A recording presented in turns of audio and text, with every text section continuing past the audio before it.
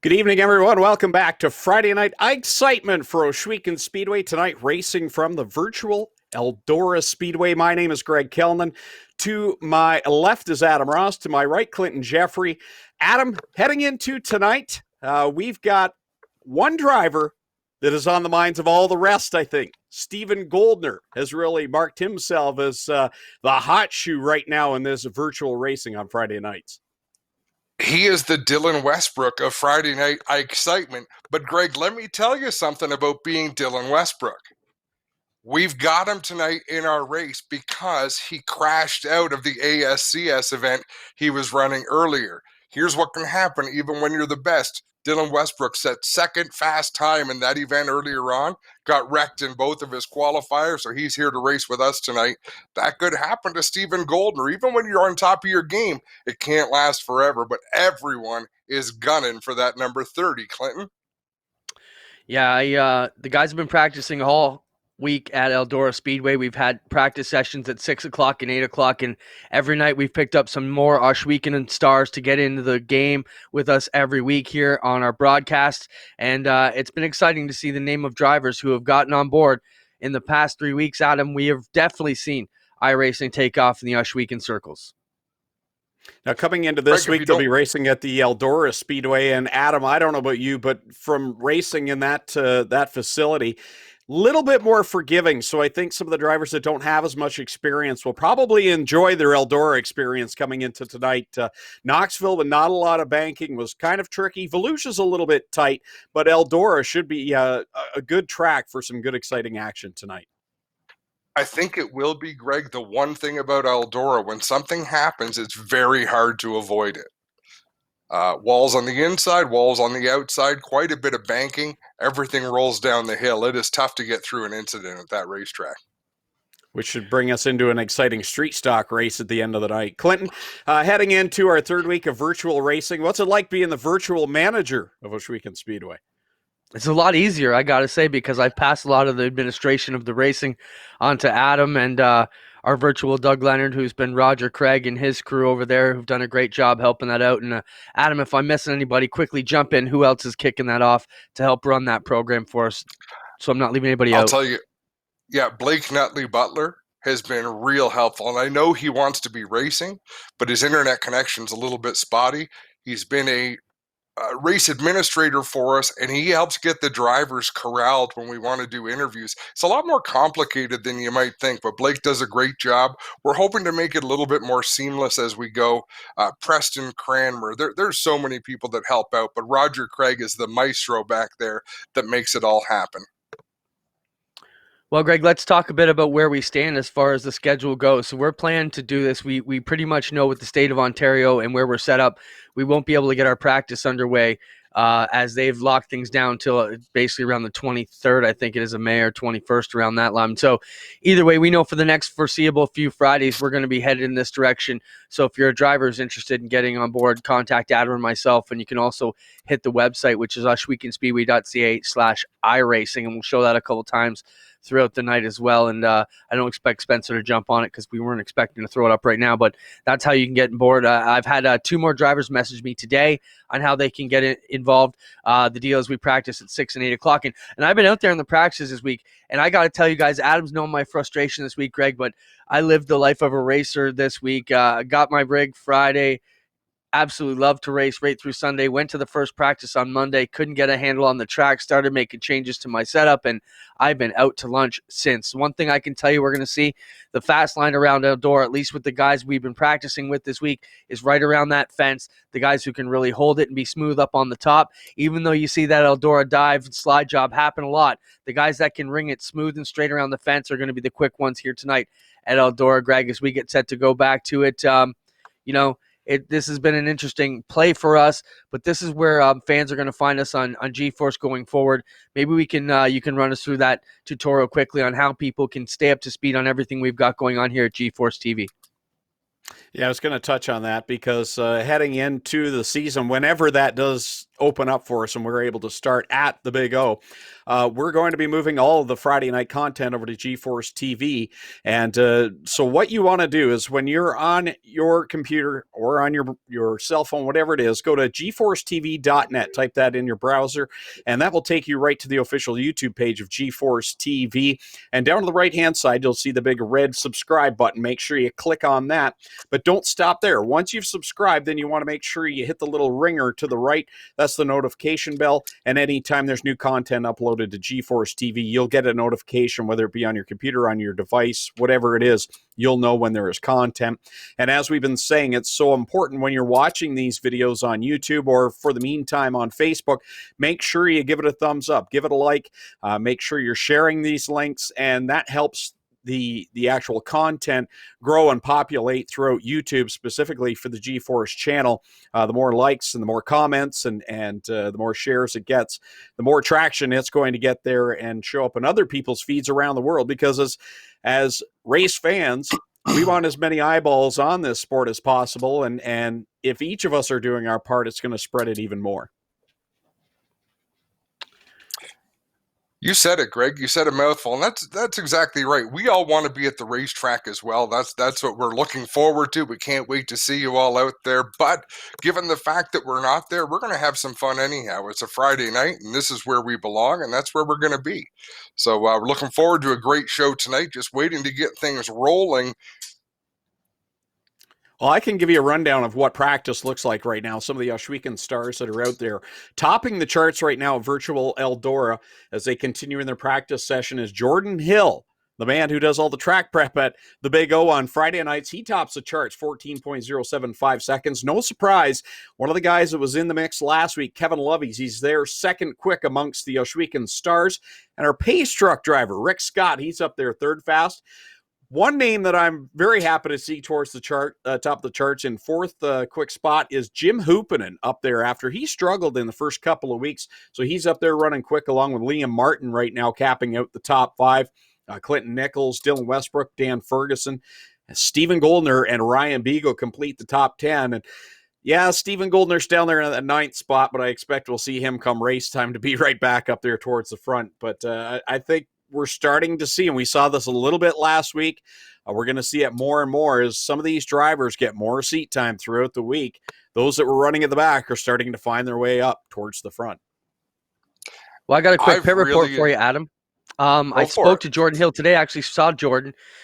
In the practices all week, his internet was very spotty, blipping in and out. In fact, we were joking with him, and I'm going to run right through him because he's blipping in and out so bad. And Adam, when I'm done here, I want you to just explain to the fans what they're going to be seeing, because maybe if they're new to watching what we're watching, maybe not understand how it's all laid out with the drivers all over the place. But Jordan told me today he was taking his rig over to his buddy Vic's place where the internet was straight. So he moved his whole rig over there to have better internet tonight to have Jordan go. Now, Jordan's a newcomer this week. To see him on the top of the practice charts, that's a big story early on the go here, guys, because he was struggling, like I said, with the internet a little bit.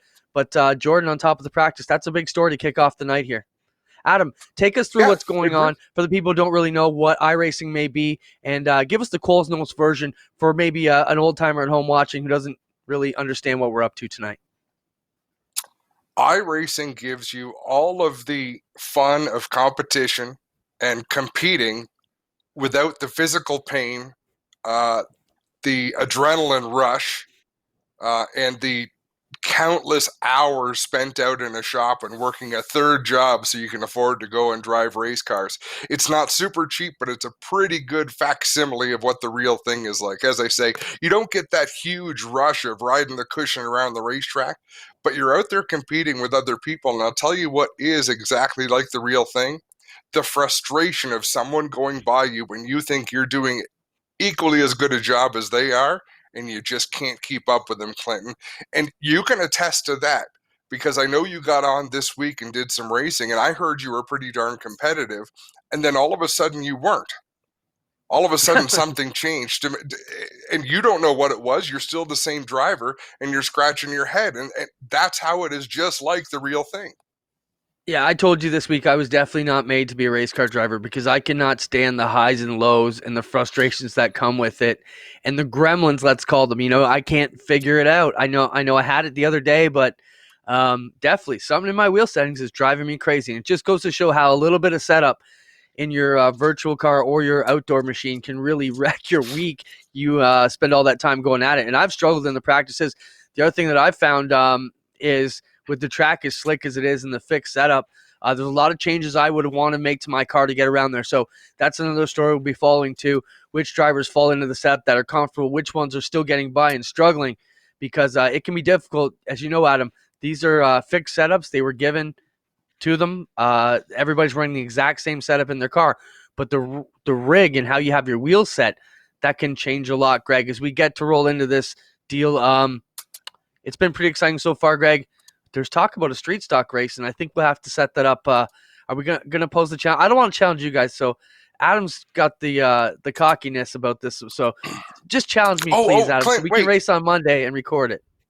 Is this the same person that whooped Greg and my butts in go-karts?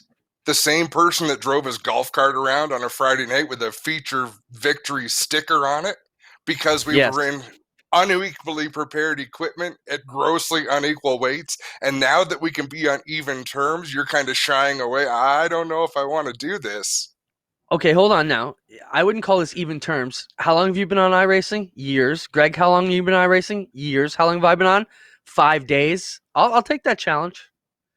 Let's set up what night you want to do it. We'll work that up. But next Friday we have a pre-recorded video with the junior announcers, us three in street stocks. I'm gonna go qualifying, a heat race, and a feature, and just the three of us in our own server. How about that? You guys pick the track. No, it's In going to street take too stocks. long. I'd rather do an Olympic style. Let's run street stocks, and then let's run a Mazda Miata on a figure-8 track. I'm sure there's free cars that we can get into. We don't need to qualify in that. We'll just run a few races, beat the hell out of each other, and laugh. All right. But I Name your expect time. when I win, I expect a feature win sticker, just like you got. Okay, fair enough. I'll even give you the mini trophy also. Now, on that line, Greg, this is a funny thing that come up. This is not funny. It shows how serious the drivers take it. The suggestion was to get an official virtual feature winner sticker that they can share on their Facebook page and that. So we'll have them to be handing out Monday for all the winners here tonight. So that's going to be cool to see who runs with that. But anything else we're missing out, Greg? Anything we got to tell the fans before we get into the program here tonight, other than two divisions of racing? Maybe we should explain how we brought them together. We've got the Stars of Wash Weekend, which are the Big O Stars, drivers who actually raced on the track, and then the Associates, which have brought in some pretty good racing in the past couple weeks in both divisions, Greg. Yeah, it has. And we're starting to see some of those associate drivers that have run in some of the other leagues become names that we're starting to recognize. And that's kind of cool as well because program first with the heats and then the C, B, and A main. Then we run the A main from the associates. Those are people that are somewhat associated to Oshwegan Speedway. After that, then we run the Pro-Am, the Pinty's Pro-Am Challenge, which is the top 18 from the Stars with 6 drivers from the top results with the associates competing together. And that's where we've seen some interesting names pop in. You think of Mike Schultz joining in there and Jeff Barker having some good runs. And then, of course, we top it off with the coup de grace, the street stocks, which last week was just absolute carnage. No yellow flags. And we had, what do we have? 43 cars, I think it was in it. I expect to be even more here tonight. Just a free-for-all fun race. And that really, I'm interested to see that race tonight the most because anyone that watched Ian Blanchard, he really just paced himself, took care of his car as best he could when it looked like everyone else was just kind of having at it and doing typical racing. And I want to see who goes a little slow and steady tonight, realizing this is more of an enduro race than an actual street stock race. Yeah, with the yellows turned off, it can definitely be a survival of the fittest. Whoever can make it to the end has got a good shot at that. And even if you are out front, when they crash around, they're still trying to get untangled when you're coming back around. So it can be a matter of picking your way through the deck and getting things straight. But just want to mention, everybody, if you're new to the iRacing platform, these are real drivers in their own setting, behind their own computer with their own virtual set of wheels and pedals.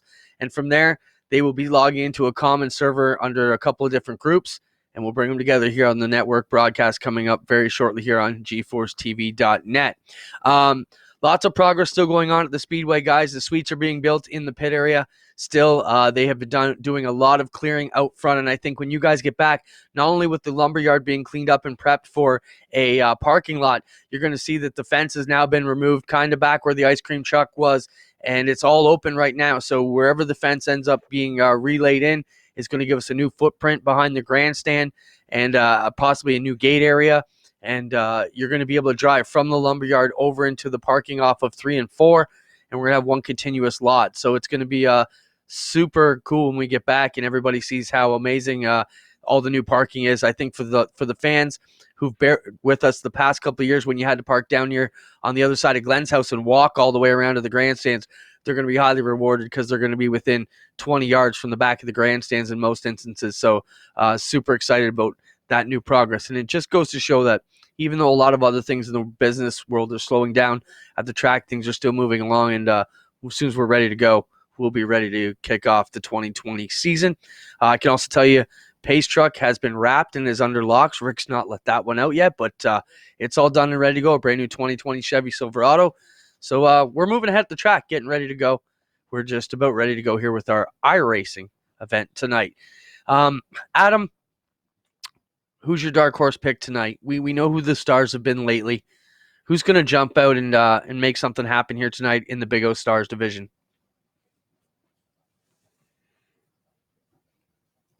See who shows up tonight, because start again. I want to see the server open. I want to see who's here, because you don't know. I mean, who's a dark horse and who's not?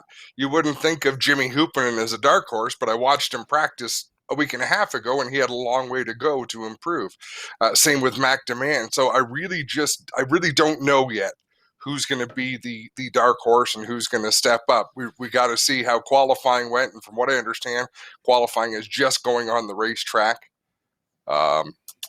I can fill you on a couple of stories there.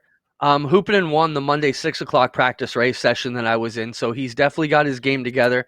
You mentioned Mac Demand. Also, I lined up outside Mac Demand as I'm out there just messing around with these guys trying to get it together. And Mac, when we went green, cut right across my nose and wrecked us both in the A feature, and came back on the Discord server and mentioned that everything just went dead on him there, lost power and cut across the track. And by the time he logged back in, we were already out of the feature. And as a rookie, you just take those lumps. But it's crazy to see these guys have the problems just like they would. Anything can jump up and be an issue for you. We've heard somebody talk about their cat jumping on them last week too. And Interesting. New problems here. Well, you don't often have your kitty cat jump in your lap going down the back straightaway. Different set of problems. Let me give you a rundown. Right now, Ryan Beagle with the fastest lap. Stephen Goldner is second. Darren Dryden third. Kevin Lovey's fourth. Jesse Costa rounds out the top five. Then it's Clinton Nichols, Alan Downey, Travis Gagnon. Should he have been in that server? Oh, it might be someone with a different name. Jim Hoopinen and Dylan Miller. Westbrook. Okay, there you go. That's another thing that we have to keep on top of, is names that we're not used to. Now I'm seeing the bottom part of qualifying. Thanks to Blake for sending that over to me. Mac Demand struggling. He's quite a ways down the time trial list. Steve Lyons, good to see him in here. He is towards the bottom. Liam Martin. But these are guys that are real competitors, Clinton. I don't expect them to stay down for long.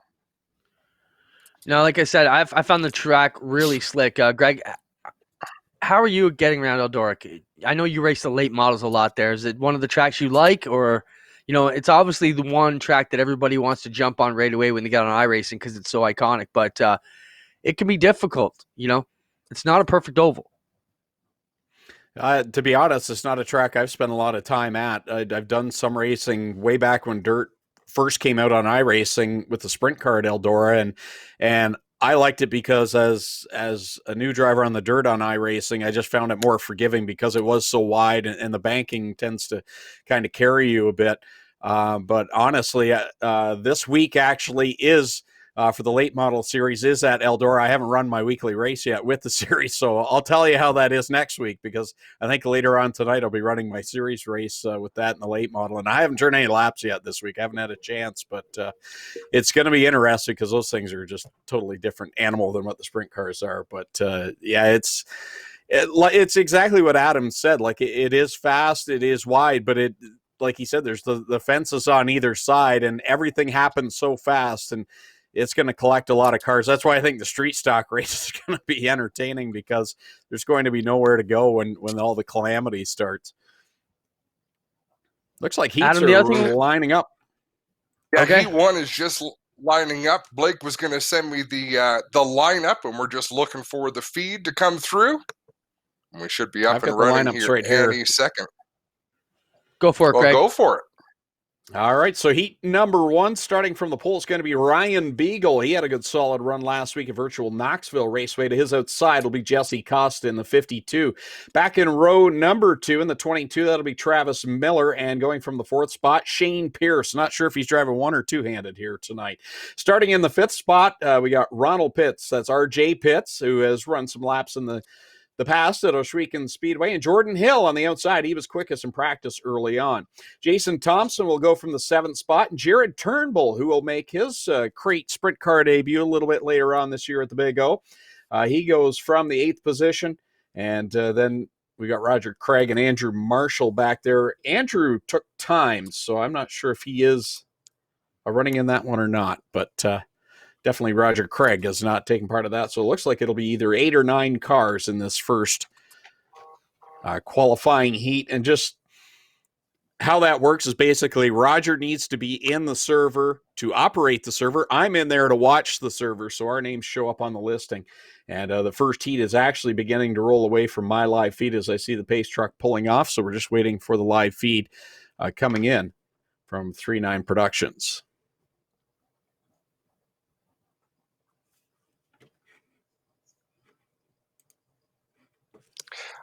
I feel like the Greg Callan and the Clinton Jeffrey. So on a Friday night, I've got nothing to do but sit back and talk into a microphone. Like, it's beautiful. Nothing. Just look out the window, look at racing, make comments, and enjoy my night. Tonight, I've got messages on my phone, on my computer. I'm the one having to look down and type away. I'm not sure how I feel about this. Greg, call the race. If you've got it on the screen, give it to us radio style, and let's hear it. Still just pacing here for the first qualifying heat, and I believe they're about to come to the green flag here in a moment, with Ryan Beagle and Jesse Costa on the front row. Ryan Beagle, as I mentioned last week, was part of that big race with Kevin Lovey's, and of course Stephen Goldner, the eventual race winner. And it looks like they are underway at Eldora for heat race number 1. Of course, those brought to you by Nitro 54 Variety. And it's Ryan Beagle and Jesse Costa at it with Travis Miller. Is this his first week, Adam? I think he was here week 1. I thought he was here week 1, or at least practicing a little bit. He's in that familiar yellow and red number 22 paint scheme. And as I watch it, Jesse Costa definitely having those computer issues you talked about with Jordan Hill as he rides in the 2nd spot, but having internet connection issues. And Adam, when you're riding behind somebody that's glitching in and out, their car literally disappears. It's very unsettling because it disrupts the line that you're trying to concentrate on. It also makes you think in the back of your mind, where's this car going to land when it appears back on the screen? And racing is very much, racing and virtual racing is a rhythm thing. So all of your surroundings have to be fairly constant because you gauge everything you do and what's happening around you. When something blinks in and out, it's a real distraction. So still Ryan Beagle out in front over Jesse Costa and Travis Miller. Then a good distance back to the 4th place car. I'll see if I can scroll through the running order here. Jordan Hill's back there in the 4th spot. RJ Pitts running 5th. Jared Turnbull in the 6th spot. And only 7 cars made the call. Jason Thompson right now running in 7th. So Shane Pierce did not start in that one. So coming down to complete lap number 8. and it is an 8-lap event, so it looks like Ryan Beagle is going to pick up the win in that one. Top 3 transfer to the A main tonight.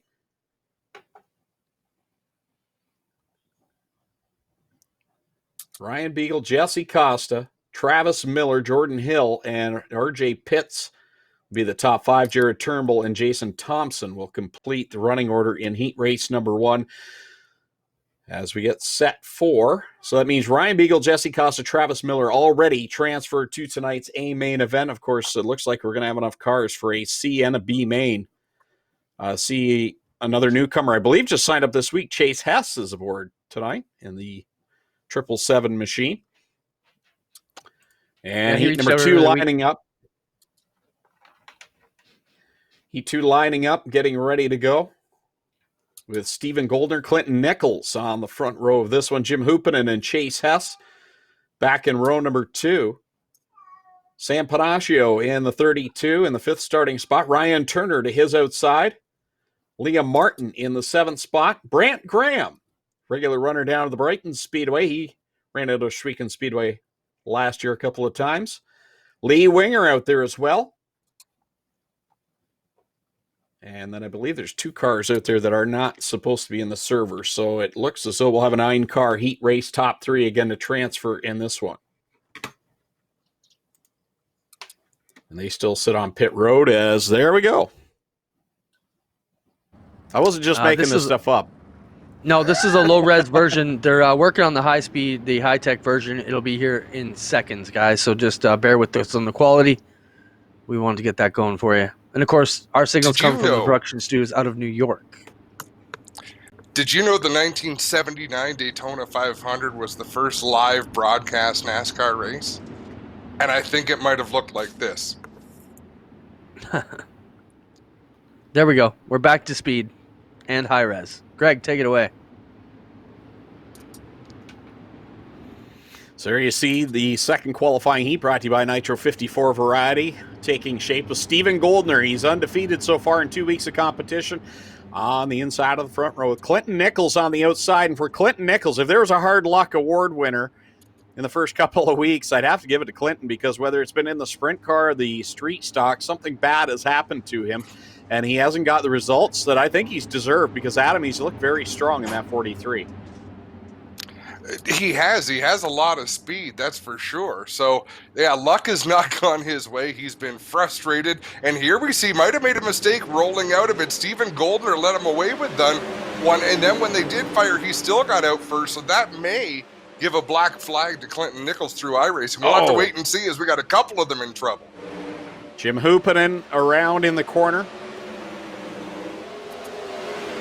And I couldn't catch the other car. I believe it might have been Ryan Turner was the other car that slammed the wall hard.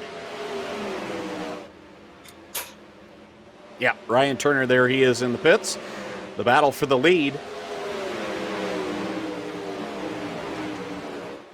is Stephen Goldner trying to chase down Clinton Nichols. Now, whether or not he received a black flag or not, I'm not sure. He's still being scored in the number 1 spot. Yeah, and he would have had to come off the track almost by now, so maybe that was a good start. Goldner working the outside line. You see Chase Hess back there in that 3rd spot in the 777 machine. Was not at Oshweeken, I don't believe, in 2019 in the Thunderstock division. If he did, it was sparingly. I don't remember his name much last year.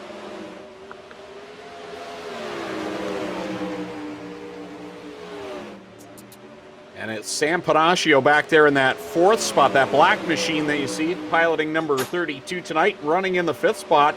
A little ways back from them is the 2 of Lee Wingers. We see a slow car down to the infield facing the wrong way. As again, no caution flags in the qualifying heats. No, we like to keep things moving. We run an efficient show here. Top 4 still right together, so they are all in a position to transfer into the big show. Stephen Goldner not getting away from the rest of the field. He's opened up about 6 car lengths over Clinton Nichols, but not really able to stretch that out. That was close. Panaccio trying to make a move for 3rd. Goldner, Nichols, and Hess. 1, 2, and 3, and that's how they'll finish. Those three will transfer into the A main tonight, and everyone else will move on to either a C or B main, which isn't a death knell by any stretch of the imagination. We've seen over the last couple of weeks, obviously Donnie Lampman was the only one in the C main last week, but transferred through the C into the B. Same happened, I believe it was for Dylan Westbrook in week number 1, along with, trying to think who the other driver was, but heading to the C main doesn't mean your night's over by any means. So Right it's Darren on. Dryden on the pole for this one in the 12 machine. To his outside will be Donnie Lampman sporting the number 40 car tonight. D-Dubs back behind him out of Scotland, Ontario in the 47X. He's there in the third starting spot. And to his outside, that'll be Stephen Shaw. You'll see number 96 on the car. He'll be scored 44. That's his iRacing number at the moment. Dan Ferguson back there, the Bloomfield Bullet in car number 11. He's back in the fifth starting spot. His outside is Aaron Turkey in the Enrium number 68. And behind him, that is, I believe, Nick Erskine. And again, these iRacing accounts, they go off the name on the credit card that is signed up. There you see me signed up for this in the running order as well. We're just showing you what is in the lineup. But so if you see Valerie Erskine, that is Nick Erskine, I do believe, in the 64. Just the name on the credit card is the name that shows up in iRacing. There are some instances you can have your name changed. I had to have mine. For some reason, it had my middle initial in it. It just drove me nuts. And if you contact them, they will change it, but it has to be a certain circumstance. You can't race under Bob Loblaw or anything like that. You really cared about that. I did. I hated seeing my middle initial because it seems so snarky. It's like uppity up, right? I thought that when I typed out one of your email addresses. Yes, there you go. Well, it was the only one available, so that's why I used it. Jeeves, get the limo. Yeah, I was going to say Chauncey, and I thought that's kind of a hoity-toity name, but I don't want to offend any Chaunceys in the crowd, so I just ate it. So Jeff C. Ward is Tyler Ward. He had some connection troubles. He's going to race in our associates event. So is DJ Christie. They weren't able to make the call, so we're going to throw them in with the associates, let them have some fun tonight. But we're under green in heat race number 3. And they're already wrecking at the back. We saw contact with, I believe it's Nick Erskine and another driver. A little bit of contact between the top two is Darren Dryden, and now here comes Donnie Lampman to the outside. And if anything, we saw how good Donnie Lampman is last week. He got a lot of extra TV time on the broadcast. Donnie Lampman's a good shoe for sure. Oh, trouble! Who was Dylan it? Westbrook goes around. Oh, Dylan Westbrook. He can't say right into the wall. He can't say anyone wrecked him this time. Here he is behind Nick Erskine at the back of the pack. Donnie Lampman and Darren Dryden going at it in two different lines right now. Lampman trying on the bottom, but look at all that horsepower around the top for Darren Dryden. The top is a more comfortable line to run, especially in the heat when there's this much racetrack left. Down the bottom, a little bit treacherous because the car can really kick loose on you without any notice. So Darren Dryden out in front. But Donnie Lampman not giving up. He's still right there. And Aaron Turkey giving it a good run as well in that third spot. The top three with a big advantage over fourth spot. Good for Aaron Turkey. He's had some problems in the first couple of weeks. Not all of them his doing either. So to see that 68 up there and closing the gap on the top two, great to see as the driver of the 68 ducks down low looking for second down at corner 3 and 4. Down low. Also, you go from the inside, all of a sudden you're up against the wall. There's a lot of lane change in here as Donnie Lampman gets up into the line of Aaron Turkey. It looked like he was going to carve down to the inside, but wasn't able to do it. Darren Dryden approaching the white flag. One more lap for the driver, the number 12. Put some distance between himself and the second driver, Donnie Lampman in car number 40. Aaron Turkey riding there in the fourth spot, and Steve Shaw holding on to position 4 as Dryden got squirrely, and coming to the checkers, the win goes to Donnie Lampman. Donnie Lampman takes the win over Dryden. Turkey finishes third. Taking home the fourth spot is Stephen Shaw, and then it was Nick Erskine and Dan Ferguson. Well, Dylan guys, Westbrook's going to have a long way to go. two things I want to talk about there, Adam. Westbrook, the one thing I struggled with here at Eldora with my test laps this week was it tends to snap off the bottom and it gets real loose coming out of 4. It's easy to try and overcorrect it up, and then it catches into the fence. You can tag that outside wall so easily. And how lucky is Darren Dryden quickly, Adam, coming to that finish, that he didn't wreck totally out of the ball game and was able to hold on for second. Some great bit of recovery there for the 12. He's one of many good natural racers we've got at Ohsweken Speedway, and we've got a lot of them. But he is a talent, that's for sure. Here's another heat race jam full of race cars. Brought to you by Nitro 54 Variety. Kevin Loveys goes from the pole. He was in the thick of it last Friday night going for the win. Alongside him, Alan Downey in the 36. Inside of row number 2, the 45, that's Nick Sheridan, the 2019 Crate Sprint Car champion. And our pace car driver on Friday nights, Rick Scott, lines up in position number 4. Not sure, Adam, if you can tell me whether that's Cameron or Kevin Kokrick tonight in the 99. I know it was Cameron last week. It's Cam. Yeah, it's Cam. Cameron Kokrick again. And to the outside of him, going from 6th, is Steve Lyons. Starting in 7th, the highlight man, Mac DeMann, in car number 17. And to his outside, the 00 is scheduled to be Jeff Flair, although he would normally be in the Associates division. Also got Sean Evans back there in the 87 machine. I believe that's the field coming to the green flag.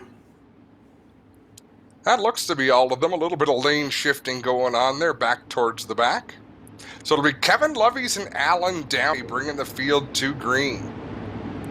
Two of our rivals' elite driver who really showed well all winter long in that division, and now they're here to put on a show at Friday night I-Xcitement. Green flag goes in the air, and we are on it. Down into corner number 1, Kevin Loveys and Alan Downey. Here comes Downey, makes a solid move around the outside, and trouble at the back of the pack involving, I believe it was Mac DeMann. It was involving a few different cars back there. We'll see who was able to regroup and carry on, but we've got a great battle at the front. On board with Kevin Loveys. They're in that second spot behind Alan Downey as they come across the stripe to complete the 3rd lap around. Here comes Loveys looking down to the inside.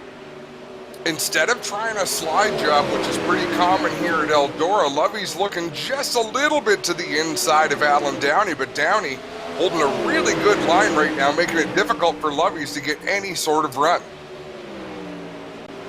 So right behind them, Rick Scott and Nick Sheridan running the 3rd and 4th spot. That's a transfer battle right there. Nick Sheridan trying to get by Rick Scott to get to the top 3 and lock himself into tonight's A main with Alan Downey and Kevin Loveys 1st and 2nd. There's Sheridan there, the 2019 Crate Sprint Car champion.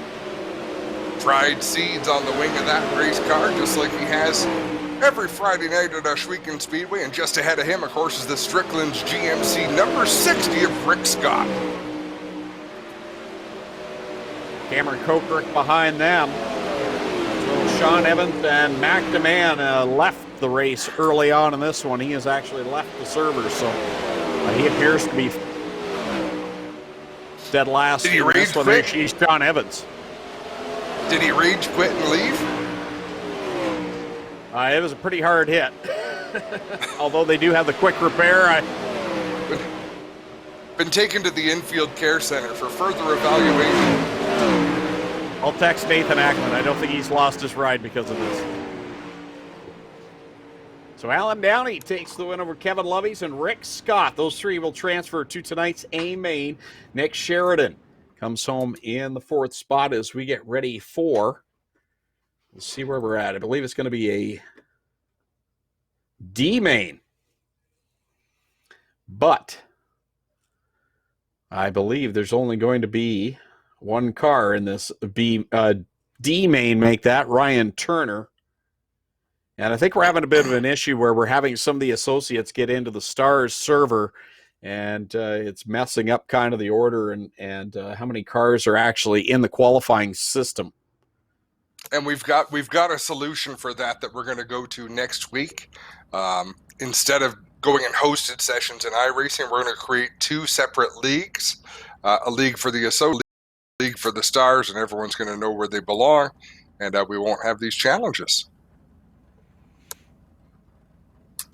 There we watch Ryan Turner sitting on pit lane all by himself, and you can see that wing, the top wing, moving as he sits there, and that's one of the few things that these drivers can change.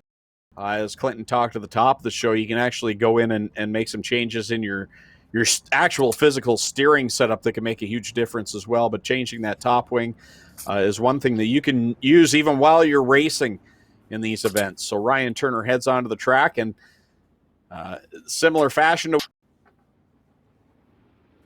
So we're going to try to do an interview right now. I just sent out a note to Blake to see what we can get. I want to talk to Dylan Westbrook if he's available. He's had,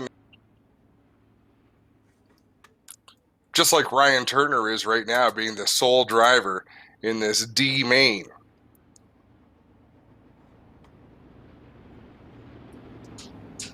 Well, maybe we can talk quickly about why we're in this situation, guys. So it takes the number of drivers that should have been in this with the drivers who got added through the program together. One thing I found is the track is so slick for these guys tonight. Yeah, sorry, Clint. I promise you, Ryan Turner, his butt is puckered tight because he does not want to crash all by himself, and you can see the car getting squirrely. The hardest thing to do is drive a sprint car not on the line you're supposed to run it. So Dylan Westbrook, we understand you're in the server with us now. How hard is it to underdrive a sprint car and still keep control?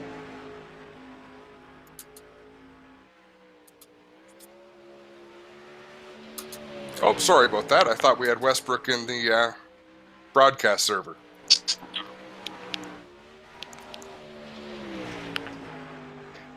Dylan Westbrook, you got a copy? Yep, I can hear you now. Right on, man. How hard is this for Ryan Turner right now? And Ryan is fairly new to iRacing, but how stressful would this be for you when you were brand new to iRacing to be out here all by yourself and have lots of people watching you? Oh, it'd be pretty hard. I bet you if I went out there and tried to do it now, I'd still probably hit the wall and crash all by myself.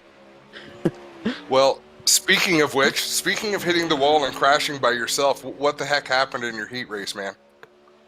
I don't know. I was just kind of trying to be smooth, and car came up a little bit, got all loose, topped the wall, and then that was that.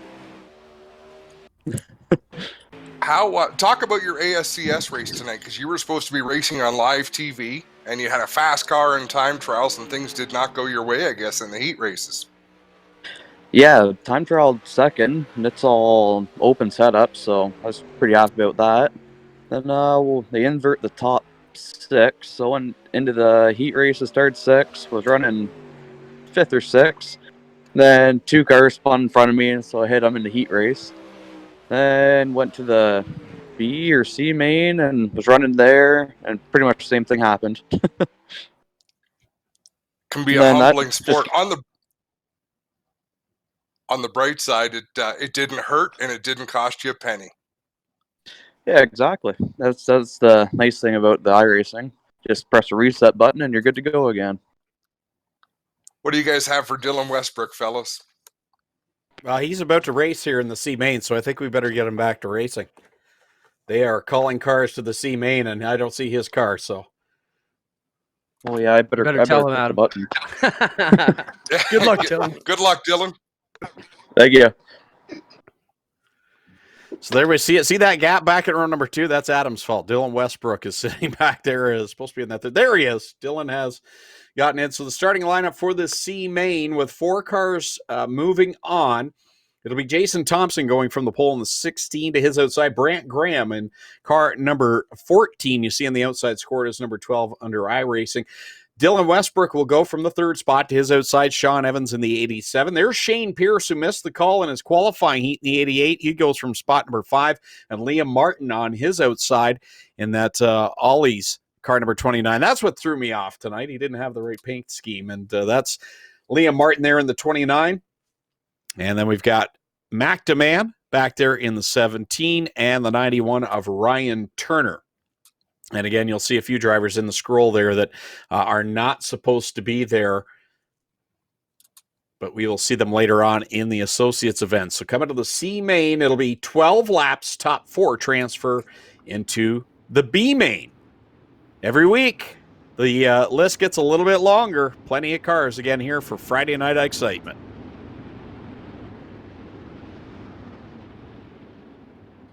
I love consies. I say this every week, every time we have an event, but anytime there's a race where your night could be over if you don't do well enough, it just adds so much excitement. Pretty good drivers here in a C main. Their night could be over very quick. Only 4 spots on the line. Shane Pierce. I would expect him to be a contender in here because in the first 2 weeks he's been up there and competitive. Obviously had the hand issue to deal with last week. We'll see what he can do here. Dylan Westbrook, of course, has been solid as well, so we'll see what he can do from the 3rd spot as we get ready to come to the green flag. The Strickland GMC pace truck pulls off, and green flag is in the air. Brant Graham will lead them from the outside. Jason Thompson digging, though, in the middle, and here comes already D-Dubs down to the inside, grabs the lead on the backstretch. Shane Pierce was hard on the throttle as well. He had to check up just a little bit to avoid contact, make some contact with the 16 machine, but he'll carry on in that 2nd spot. Out in front, it's Dylan Westbrook.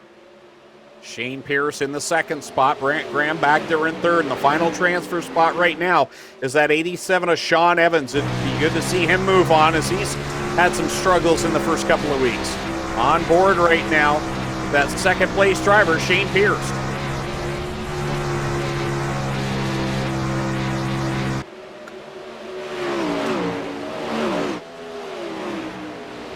I love those onboard shots. I could watch them all night long. Shane Pierce trying to reel in Dylan Westbrook, showing that there are 2 good lines here to run at Eldora. The one that Clinton talked about earlier up around the top, but you can also go down towards the bottom, run a different way to get around as Westbrook goes down. Not really a slide job, but kind of a slide job line being run by the driver of the 47. Adam, how about the battle for the 3rd spot? Mac DeMann and Sean Evans, 2 drivers that have struggled early on in this iRacing season, and just as I say that, Mac DeMann tied up with Brant Graham. But Sean Evans... There's no quit in Mac DeMann. No. That's why they call him the highlight man. There's Sean Evans in that white iRacing number 87. He disappeared in quarter 1 for a second. As Dylan Westbrook has problems right in front of him, they make contact. Oh no, and Westbrook goes around, clobbers the wall. Gets the car going again. Let's see how the order shakes down from this. I'm just not going to mention anyone again. How about that? Because the last 2 drivers I talked about ended up in the fence. Somehow, though, now Mac DeMann is back up into the 2nd spot after he flipped at one point. You know what? There's no telling. You look at the front wing on that car. It is beat up all the heck for Jason Thompson, but he's still turning some pretty laps. How is Dylan Westbrook still in the 4th spot? So this is the nice thing about virtual racing. You can carry on after a serious beating. Shane Pierce is way out in front right now. Jason Thompson 2nd. Mac DeMann running 3rd. As you said, Adam, Dylan Westbrook running back there in the 4th spot. All Dylan has to do is just kind of hold on because he is right now a lap up on Ryan Turner, the 5th place car. Well, all he has to do is hold on. Let's see. You've just cursed him. He's going to land in about the 5th row of the grandstands. Never fails. Shane Pierce out in front, very steady. Not a big surprise to see him out in front. Mac DeMann. And the nice thing is, after all this carnage here in this C main, no one has to scramble to get ready for the B main. You just hit the button and you're back ready to go. Well, Greg, you mentioned it there. I was just going to mention about Shane Pierce, Adam. Arguably the most experienced iRacer in this group of drivers, would you say? Yeah, I would probably say I mean, so. the drivers in that B main. Shane had definitely the most experience out of most of those guys, I would say.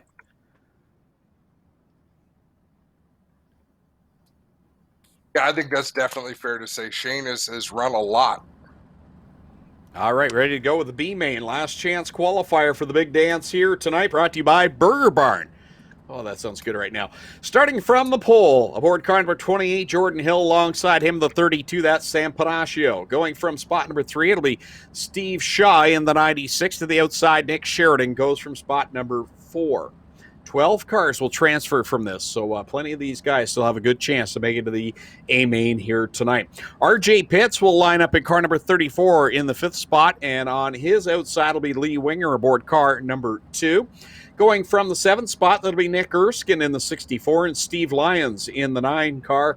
He'll go from spot number 8. Jared Turnbull's back there in the 9th starting position alongside Jim Hoopinen, who started the night so promising in the 14. Dan Ferguson starts car number 11 in position number 11. Alongside him, it'll be Cameron Kokrick and the 99. Going from the 13th spot, this is where we find the C main car, Shane Pierce. 14th will be McDeman in the 17. Going from the 15th spot, Jason Thompson. And D-Dub, still in Westbrook, will be the final car. The final starting position here in this B main. Again, top 12 move on out of 16 cars. Right now, I'm thinking the way that C main played out, avoid the early carnage, and you're probably into the A main. Possibly. Dylan Westbrook keeps texting me, and I'm like, dude, aren't you on your pace laps? He says, yeah, I'm texting and driving. And his previous message was, I have to quit trying so hard. I keep on messing up. And I'm thinking, put your phone down. That might be a start. Well, we'll see if he can work it from the back as we come to the green flag of the B main. The last chance qualifier, 14 laps the distance, top 12. They're already into the wall. I believe that was Lee Winger that smacked it off the wall in the front stretch. Oh, I hear something in the background. Yeah, there's always carnage in these races. But at the front, look at that. There's 5 cars all in a pack. Shaw getting squirrely off the corner. Nick Erskine had to lift to avoid him. Jordan Hill, Sam Panaccio, Nick Sheridan. Right now the top 3 cars. There you see Sheridan in that red and black, number 45. Steve Shaw right behind him. And then it's Jim Hoopinen in that 14 car who turned some very quick laps in practice, trying to make his way into the A main.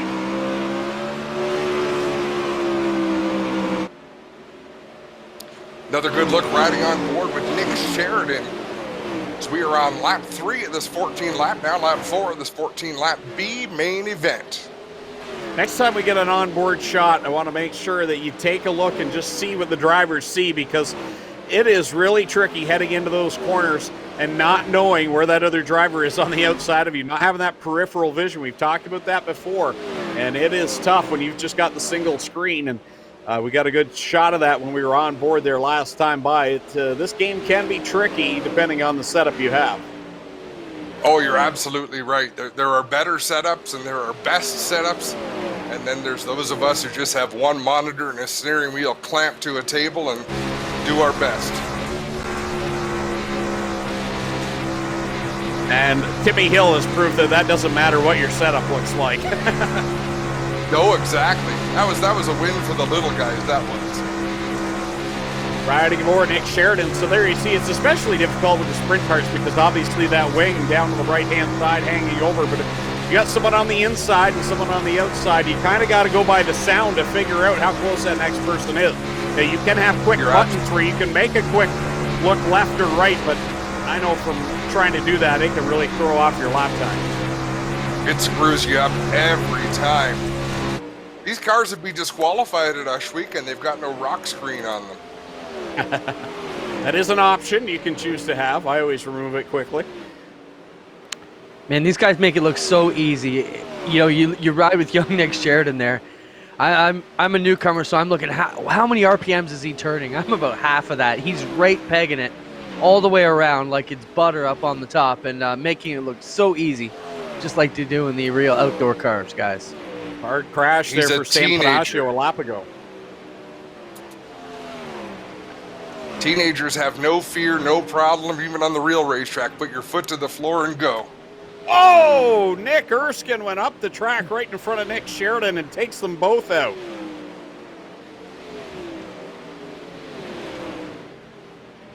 Wow. Well, there goes an A-main starting spot potentially for Nick Sheridan.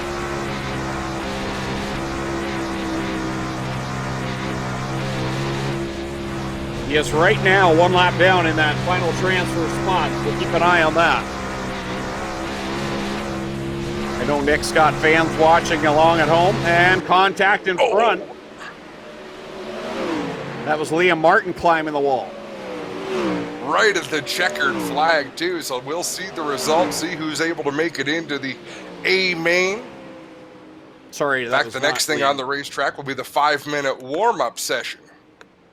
Jared Turnbull there in that yellow machine, I believe it was, that had the issue. So I'll run down the top 12 here before we get to the A main. So it's Jordan Hill, Jim Hoopin, Steve Shaw, Shane Pierce, Steve Lyons, Sam Panaccio, RJ Pitts, Cameron Kokrick, Mac DeMann, Jason Thompson, Dylan Westbrook, and Lee Winger got by Nick Sheridan at the end of that one as practice begins for the A main. So drivers that qualified, Nick Sheridan, Dan Ferguson, Jared Turnbull, and Nick Erskine did not transfer. Heartbreak there for Nick Sheridan. I'd like to know what happened with Nick Erskine because that car just turned sharp right in front of Nick Sheridan and ruined his night. He was solidly going into the A main, and that could be a case of Nick Sheridan having something go wrong with the computer system or the steering wheel or who knows, and that's kind of what it looked like. Yeah, you never do know. There are things that can happen, and sometimes you find out what they are, and sometimes you just don't know. And the best part is, even if it wasn't one of those errors, you can always just blame it on it. I've had to do it once or twice. Net code is what they call that too. Oh, I didn't hit you. That's a net code error. Yeah, bull crap. So, Adam, are we advancing the warm-up, or are we going to let them run the warm-up here? No, let them run the warm-up because the track is much, much different than it was for the qualifiers who made it through Heat 1 and Heat 2. So you really want to give them a chance to get out there and feel the track for a little bit. Yeah, I'm anxious to see where we started with the track. That's one of the questions I had for Roger. And that's the other thing. If you're new here to the iRacing platform, it is a virtual simulator. And that's one thing that we talked about earlier. You know, you expect you should just be able to jump on it like a video game and go be a superstar. Well, no, if it was an airplane simulator, you wouldn't be able to expect to just jump on that and fly it out of the airport clean. So this is very similar along that. And tied into that, guys, is the track conditions as we get a good look at it here under warm-ups with the entire field out there for 5 minutes. So they have an unlimited amount of cars and repairs to just go out, crash, give it your best shot. If you crash, start again and get as many laps in, work on your setup. Some of the things they could be changing, they can change the pitman arm, which basically affects how the car steers. But as far as weights, fuel load, tire pressures, stagger, all that is set across the field, so everybody has that. But Adam, talk quickly about how the track changes, and it's based on how many cars are out there, how many laps are run. Very similar to the real outdoor speedways that we're dealing with. I'm reading messages as you talk. Okay, I'm going to read this because it's from Nick Erskine, and Nick has been messaging me all week, being excited about getting on iRacing. He says, "Man, I feel bad. I tried to come back out to finish, and the back end got around and shot me right up on the track." So we get the explanation. It was an honest mistake by young Nick Erskine. So I wanted to read that, Clint. I thought it was worth people hearing. I'm sure Nick Sheridan isn't really thrilled about it, but do you mind repeating the question you asked me? We were just talking about how the track changes based on how many cars are out there, how many laps go into it, and it is part of the virtual simulation as well. So even these guys out here putting 5 minutes of practice with the entire field is burning it off and making it slicker, and it's going to make it harder for these guys to grab traction when we do get to the A main here in about 3 more minutes. Yeah, we might go ahead and advance. Everyone's had their chance to get some practice in. I'm going to send the message off right now. So the practices in the warm-up session is the one thing we can advance inside the iRacing platform. So, Greg, we will be here for at least the next 2 weeks, and hoping to have a special guest. I talked to Tony Bachhoven, who was the Knoxville Speedway announcer, and next time we go back to Knoxville here virtually, we're going to try and get Tony to come on and help us call some of the races, and I think to have you and Tony work together would be awesome to have the actual virtual Knoxville announcer join the actual Schweeken announcer for the Friday Night Excitement. It's funny, Saturday I got into an IndyCar race on iRacing myself, and I actually I took Tony out on the pace lap and had to apologize later. Thankfully, he got back in the race before we started and went on to win it, so it wasn't that bad. But we got to talking about coming out, and he's looking to come out and race with us as our some of the other superstars we've been dealing with from the sprint car world. We've sent an invitation out to Rico and Christopher Bell, so we'll see if we get those guys and Stuart Friesen possibly too to come over, but he's racing with a lot of the virtual stuff too. So we'll start grading the A main, getting ready to go here. This will be the Cool Kids Ice and Water A feature for the Big O stars here on Friday Night Excitement, live on a Friday night here on GeForceTV.net. Greg Calnan, tell us who's ready to go for the A main. Ryan Beagle's going to line up from the pole position. Stephen Goldner, undefeated so far in 2 weeks of competition. He'll start from the second spot. Inside of row number 2, the 40 of Donnie Lampman, and to his outside will be the 36 of Alan Downey.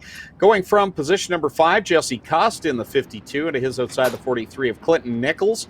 Back in the 7th starting spot, that's where we'll find Aaron Dryden, and to his outside, the 18 of Kevin Loveys. Travis Miller will go from position number 9, and to his outside, Chase Hess in the 777. Back in the 10th starting spot. Starting 11th, Aaron Turkey in the 26. And the 60, that'll be Rick Scott in the 12th starting position. Back in row number 7, it'll be Jordan Hill in the 28 and the 14 of Jim Hoopinen. Row number 8, that's where we'll find Steve Shaw and Shane Pierce. Row number 9, that'll be Steve Lyons and Sam Panaccio, RJ Pitts, and Cameron Kokerick back in row 10. Row 11 will be McDeman and Jason Thompson. And Dylan Westbrook and Lee Winger will start from the 23rd and 24th spots at the back of this A main event for the Ohsweken Stars.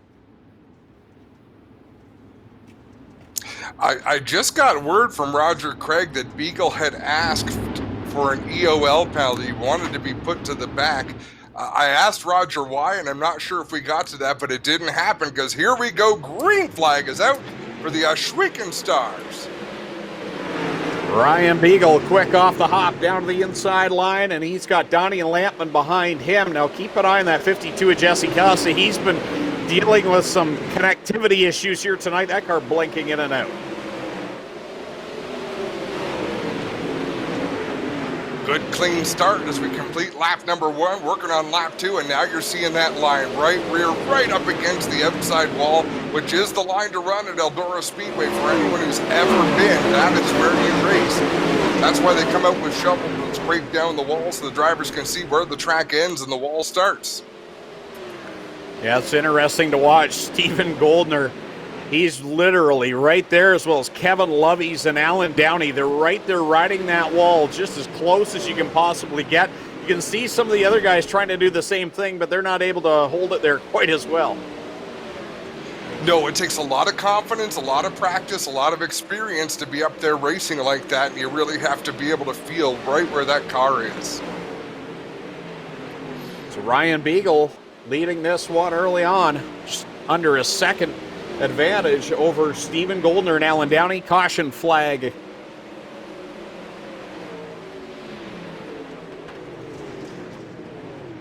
Okay. I won't do that again, okay? I was watching the actual live feed, so I'm not a prophet or a... Are we a little premature, Greg? Yes. Well, I saw the yellow flag flashing on the screen to my right. Mm-hmm.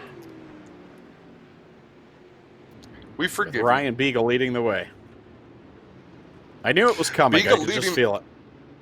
And with the yellow flag out, we're going to ask Brad Ovens, our producer, if you don't mind, scan through the field. Let's take a run through the field and really get a feel for what these drivers are running. We see Ryan Beagle at the front. We see Stephen Goldner at the front, Alan Downey, Kevin Loveys week after week.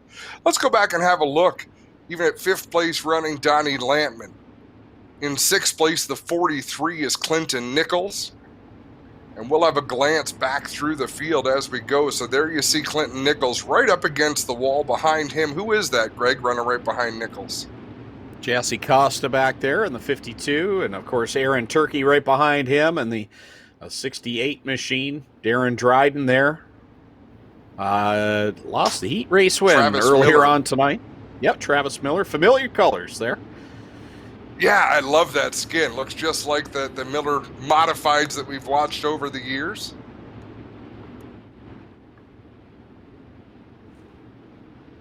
Jordan Hill, okay, that's why I didn't recognize the car. Brand new. Shane Pierce, the penetrator in the 88, white, red, and orangey yellow. Then we've got Stephen Shaw in the 96 car. Chase Hess Chase in the Hess. 777. Take it away, Greg. He's got Sam Panaccio back there, RJ Pitts, Mac DeMann. It was Jason Thompson involved in that caution flag, the reason for the caution, as he is now 3 laps down. I believe he's left the event. As the A-Main brought to you by Cool Kids Ice and Water for the Oshwegan Stars. Green is back out. Ryan Beagle, another good start, but he's got Steven Goldner right there. He's been the man to beat in weeks 1 and 2. They get right back out to the wall and chase down leader Ryan Beagle.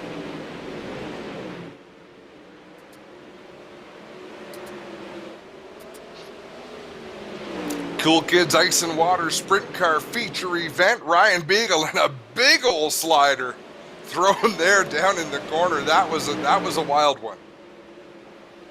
Earlier on, I talked about Clinton Nichols maybe having the hard luck award in the first couple of weeks. This guy actually has not really had the finishes that he's deserved either. Ryan Beagle in that 84 car has had some solid runs, but just not the finishes that he would want, and was so impressive in the street stock race on night number 1. But the sprint cars have not played to his favor, but he's out in front and leading by about a half a second. Kevin Loveys and Alan Downey battling for that 3rd spot. And if you notice, Greg, Ryan Beagle is actually hitting the wall with his right rear. He's going into the corner a little bit lower, letting the car slide up, and he is actually hitting it with his right rear before he takes off, just before the halfway point of this 30-lap feature. And we've got the yellow flag out once again. Under the caution flag for the 2nd time, and gotta admit, it's a few less cautions than we saw in week 1. Everyone's starting to get that much better at car control. Oh, and it's good racing, and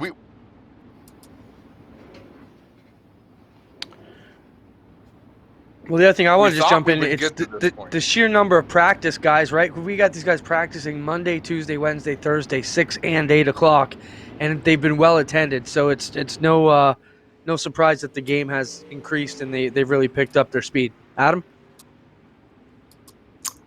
No, that's, racers are racers, and they're not going to stay slow for long. They're not going to stay uncompetitive for long. They get it figured out. This has been really good racing. I find in the usual, if you jump in a scheduled race through the week, they're hit and miss. You'll either get in a really good race that goes green to checkered, or you'll get in one where, man, you can't run but 2 green flag laps, and it's one or the other. You get some meatheads out there, and you get some guys that just are really good at it. Take it serious enough that they're not out there to wreck everyone. So iRacing has its fair share of caution flag events, but it doesn't get the justice it deserves, because there's a lot of races where it's really good racing, and it's not the caution fest that sometimes you see, like we're seeing here tonight. Some very good racing.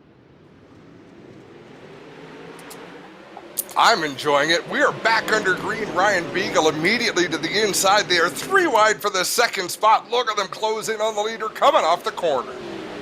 Here comes Goldner down to the inside of Ryan Beagle. Tried to throw the slide job, didn't make it work. Ryan Beagle on that outside continues to be the leader, and here comes Kevin Loveys. He dives down to the inside of Goldner. Goldner will look down to his inside this time by their wheel-to-wheel down the backstretch. Now Goldner all the way to the bottom of the racetrack, all the way to the outside wall, as we've got one squirrely in turn 4. He takes the exit. That might have been Cam Cokeridge. Nope, we did get a yellow.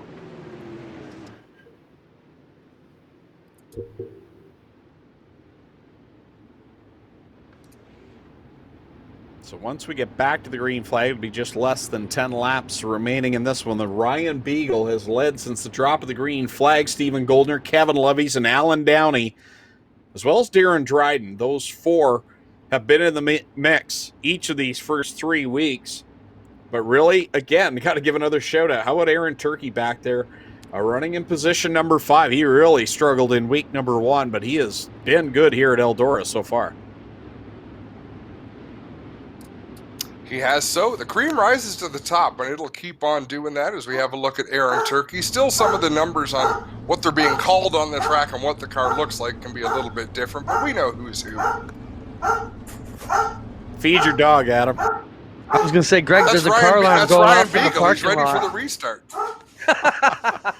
We don't have a dog, so it's not ours. Angie just got home. So. car alarm Dog's going pretty off in the happy. parking lot. Oh, I Yeah. thought you meant she was barking. Oh boy. Oh, I'm gonna tell her you said that. You're in trouble.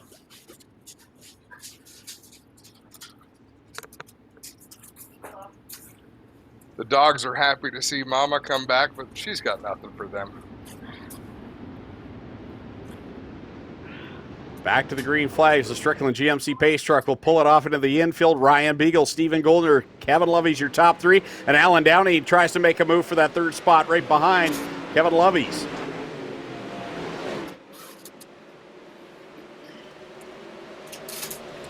Ryan Beagle's been so good on these restarts. God, really is. Drives down to the bottom, lets the car come up the racetrack, and he uses all the racetrack. That's the advantage of being the leader. You can go anywhere you want. It's Ryan Beagle, Stephen Goldner, Kevin Lovey's, Alan Downey, and Aaron Turkey, your top five. Darren Dryden, Travis Miller, Jesse Costa, Clinton Nichols, and Donnie Lampman rounding at the top 10 as we come down next time around. It'll be 6 laps left to go. Here comes Aaron Turkey going for the 4th spot. Aaron Turkey having a great run out there. Right behind him is Darren Dryden. And as you watch Darren Dryden, it looks like he just can't quite get the back end under the race car, but he is all over the tail tank of Aaron Turkey. Riding on board with Aaron Turkey off of corner number 4 as it looks as though the caution flag, yes, has come back out. Well, guys, to talk about Aaron Turkey for a minute, you know, he's racing out of the Glenn Stires Racing Shop, and Kevin Lovey's has been one of the better guys in the iRacing, in our racing world, and race all over the place. A guy that they reach out to for virtual crew chief help as well. And many days when I would stop by the race shop, you see Aaron there with Kevin over his shoulder, giving him some pointers. And Aaron looks fantastic here tonight, guys. Certainly not one of the guys that we've expected to stand out, but he's looking amazing here. In both times he's been on the Speedway so far. Looks very comfortable out there.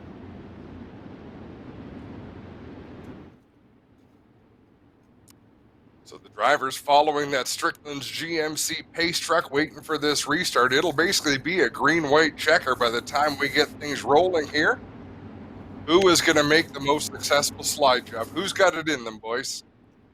Well, Greg, the other thing I want you to watch is Ryan Beagle, the way he restarts here.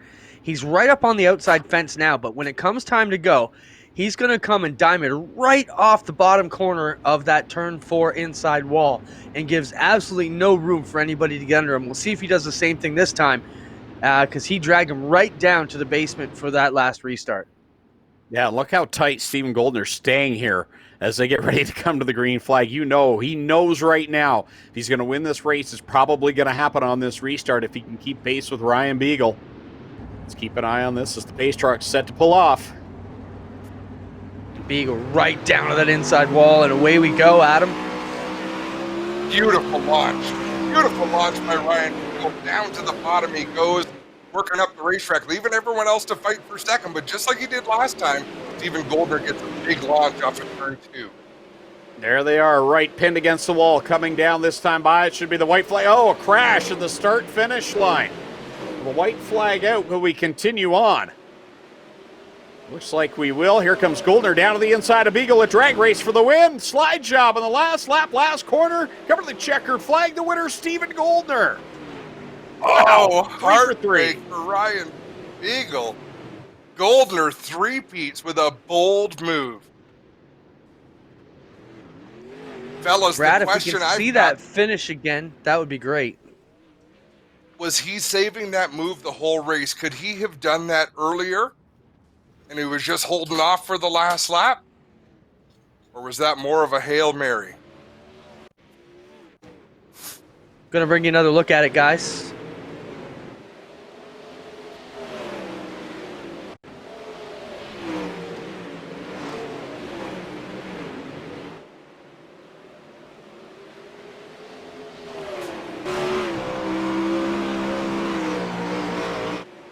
Ryan crossed him over, bounced off the wall with his right rear, got a good run, but Stephen Goldner was just too smooth, headed to the checkered flag. Beagle couldn't out drag race him. So as we get the drivers ready for their post-race interviews down in Safety Clean Victory Lane, I'll give you a quick rundown of the finishing order. Stephen Goldner comes out on top by 5/100ths of a second over Kevin Lovey's in the third spot, Aaron Turkey fourth. Dylan Westbrook drives up to the fifth spot after coming through the C main. Darren Dryden in the sixth position. Seventh was Travis Miller. Eighth, Donnie Lampman. Ninth is where Rick Scott winds up. 10th, Clinton Nichols. 11th, Jesse Costa. 12th is Chase Hess. 13th, RJ Pitts. 14th, Sam Palacio. Steve Shaw back there in the 15th position. 16th went to Mac Demand. 17th, Jordan Hill. And then we had Cameron Kokrick in 18th, 19th, Jim Hoopin, and 20th, Alan Downey. He was the one that had the crash on the last lap as he was running up there with the leaders. 21st, Steve Lyons. 22nd, Shane Pierce. 23rd, Jason Thompson. And Lee Winger rounding out the 24-car field for the Ohsweken Stars.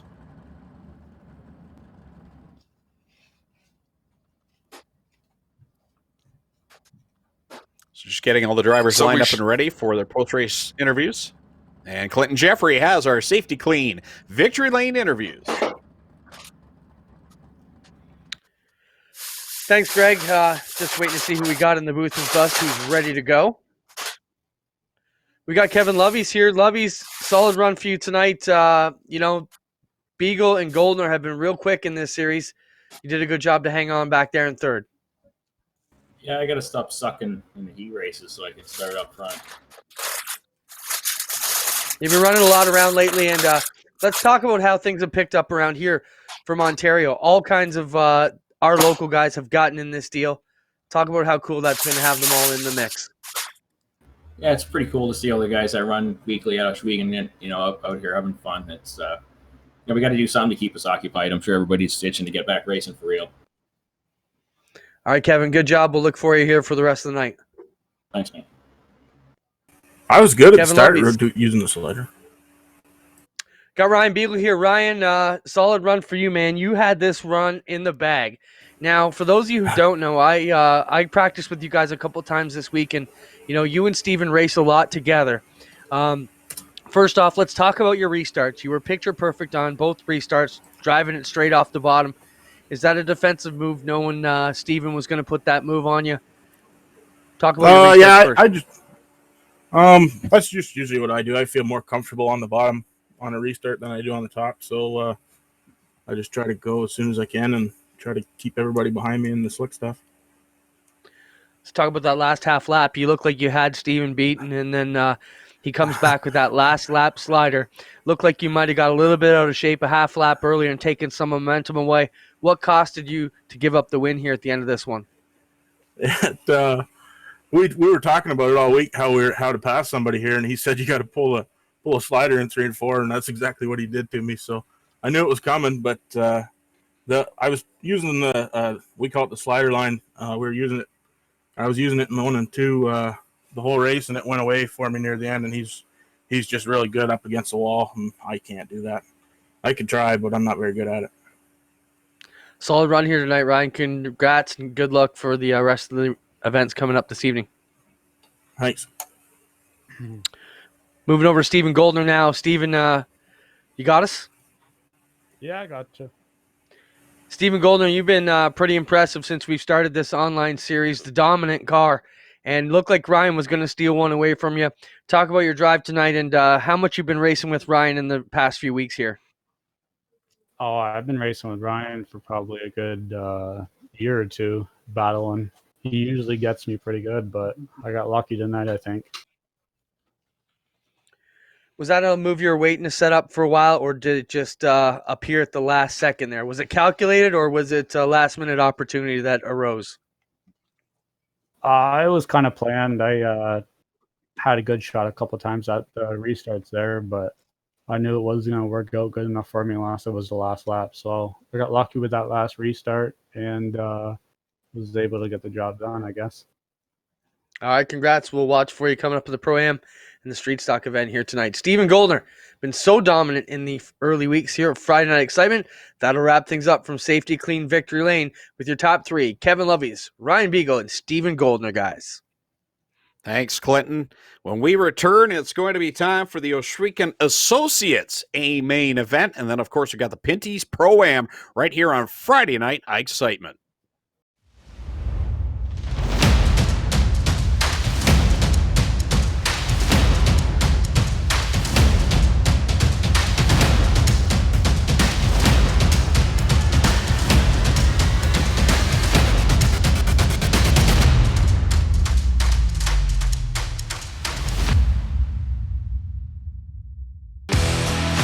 Introducing GeForce TV. GeForceTV.net is your new source for action overload. Featuring free live programming year-round and countless hours of on-demand video, GeForce TV will be your first stop whenever you want to see the latest and hottest racing action. See live Friday Night Excitement weekly from Oshwegan Speedway, and watch the stars of tomorrow make a name for themselves during Thursday night's live microsprint racing. GeForce TV is also the new home for Rivals Race Chat. Watch weekly as Clinton Jeffrey and Adam Ross discuss all the hot topics in the world of motorsports. For iRacing fans, GeForce TV has you covered with hours of live broadcasting from Rivals and GeForce TV racing leagues. GeForce TV promises to deliver motorsports, esports, and action sports you want to see, along with talk shows and vlogs to keep you connected to the lifestyle you love. Visit GeForceTV.net today to subscribe for free. Sit back, hold on, and feel the G's on GeForce TV.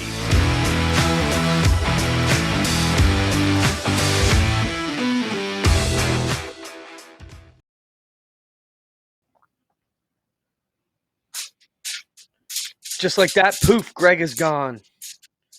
We've deserted him, Adam. Wow. Was it that easy?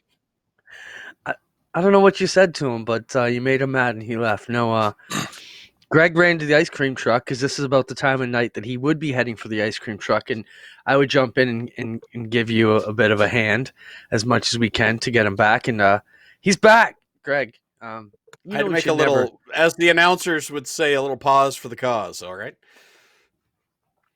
Sure. We thought you were got off it to the ice down cream pretty truck. good we got to the point on a Friday night where Greg knew at which point in the night just to put the microphone down and walk away. Right? Like it really would, week after week. He'd be gone to do his thing. Was it when the Thunderstocks went out, Clinton, and you and I would kind of call the Thunderstocks, and then he'd pop back into the tower a few minutes later looking refreshed. It would usually take me about a lap or two to realize that, Adam's alone. I better jump in here and give him a hand. And Greg's not just taking an extended pause. Guys, let's talk about that action.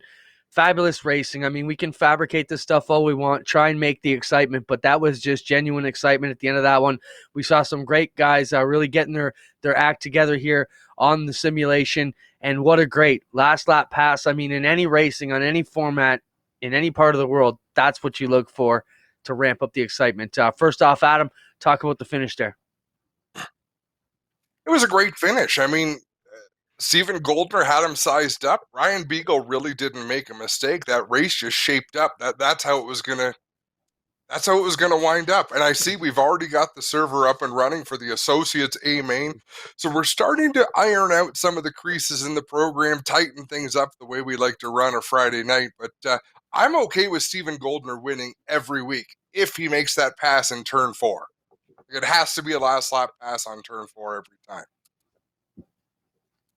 Greg? And encouraging to see a few new faces. We talked a lot about Aaron Turkey, and for good reason, because he was up there running in the top 5 and very competitive.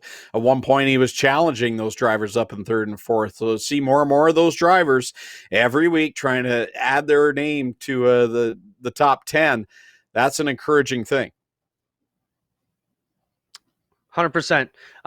Ladies and gentlemen, just want to mention that we've got all our sponsors along the bottom. A lot of them are essential services. So while we're in this crazy time, make sure you reach out and give them a shot if you need anything. We ask you help our folks out because they do such a great job helping us out throughout the years. So those drivers that we just watched, we watched them run a full program through the qualifying, through the heats, the alphabet soup, through the A. Now we're moving on. So those were drivers who actually have raced or have real life experience on Oshwegan surface.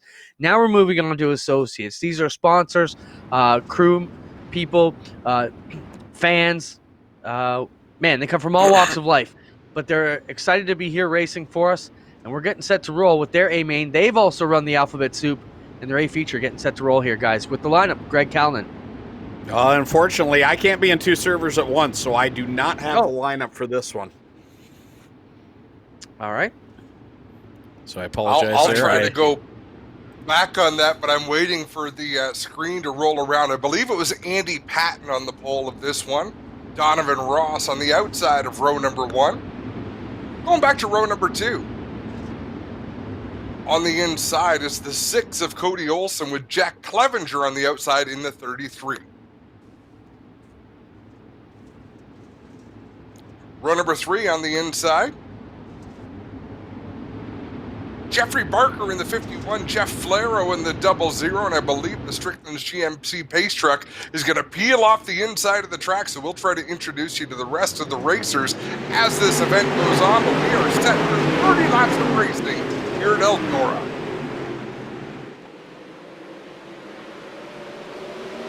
Racing underway. I'm going to throw it over to you, Adam. I'm just trying to get into the Pro-Am server right now, so I'll be off just for a second.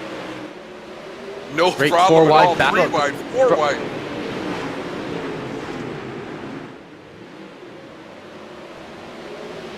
Cars bouncing off each other. It almost looks like a street stock race here at Eldora, but these are sprint cars doing battle. Have a good clean first lap, just like we did in the Stars event. I believe we may be under yellow. I'll give us a moment to run through the lineup. Want to make sure everybody gets their dues here in this one. Adam, Andy Patton in the 87, Jeffrey Barker the 51, Jeff Flaro the 00, Ian Blanchard in the 39, Dan McLaren in the 73, and Mike Schultz in the 16, Mike Husby in the 60, Willie Howes in the 19, and DJ Christie in car number 34, Andrew Smith in the 79, and that's about as far as I got before they ran away, Greg Boydell in the 014, Tyler Ward in the 29, Mike Tuvey in the 24, and it's flying by faster than we can keep it together. But we do know Donovan Ross is leading up there in the number 5. Cody Olson running second in the number 6. And Adam, they had a great first lap as things got pretty hairy, but they managed to iron things out. And we're showing 4 on the counter right now. 4 laps out of 30 complete. Remember, we've got this event. Then we run our Pro-Am, which features the top 18 from our sprint car race of the Ashwegan Stars with the top 6 finishers in this race. And then you don't want to leave, folks, because the street stock event has taken on an absolute life of its own. And I know tonight we have at least one new paint scheme that we're looking forward to seeing, Clinton. But a lot of guys are starting to design skins just for that street stock event because it's an awful lot of fun. I mean, it's fantastic. It's just so much fun to watch. Hopefully you stick around for it. We're thrilled to have you here. I believe we're going green this time out of turn number 4. Well, I think the paint scheme started with Jesse Costa and the Pizza Mobile a couple weeks ago. And Rick Scott with the big boy car last week. So it's become a bit of a competition. We see Donovan Ross lead them off the bottom. Cody Olson running in the 3rd spot. And they'll try and reel back in that Ross number 5, who's right around the bottom. Yeah, the bottom group can work for a little while, but in the long run, Clinton, it is not the fast way around. As we see that, he loses the lead right there as we got a problem out of turn number 4. A few cars getting together, one spinning. That's going to bring out a yellow for sure. And Jeff Flaro in the 00 with problems. Problems happen in a hurry.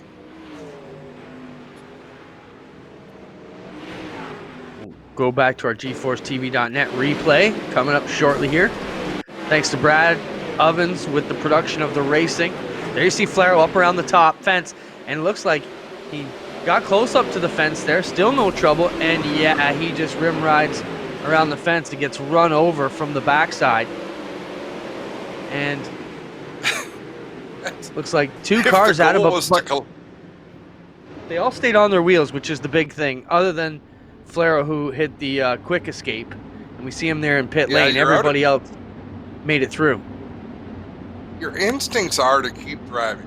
Keep driving as long as you can. Try to hang in there, but by and large, you're just out of control, and you can see that Flaro was trying to stay out of the way, and it was getting him in the way. Let's try to take you through the running order. I've just got a snapshot sent from my good friend Roger Craig. Cody Olson leading the way in the number 6, and then it's Donovan Ross, Jack Clevenger, Andy Patton, and Jeffrey Barker rounding out the top 5. 6th through 10th is Ian Blanchard, Dan McLaren, Willie Howells, Mike Schultz, and DJ Christie. 11th to 15th is Chad Cote, Mike Husby, Connor Ross, Andrew Smith, and Greg Boydell. 16th through 20th, Dale Curran, Mike Tuvey, Barry Goldner, Nathan Jackson, Corey Whittam. Then we've got Nick Bretz. Everyone else is a lap or more down. That includes Tyler Williamson, Jeff Flaro, and Tyler Ward.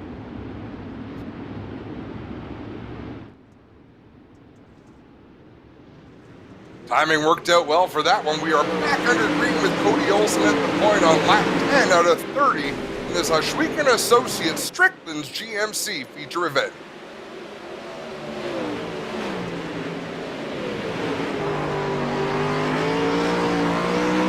Feel free to jump back in here, Greg, as we keep rolling along. Still looking at leader Cody Olsen as we ride along with Chuck Clevenger back there in third spot. He's right around the bottom. The top two, a few steps up the ladder. Now Clevenger backs it up towards the fence, Greg. Good racing here in this Associates event. Again, trying to get top 6 into the Pinty's Pro-Am following this event. So there's a lot on the line for some of these drivers wanting to compete. I know a lot of them, it's a big deal for them if they can compete with the regular Friday night stars.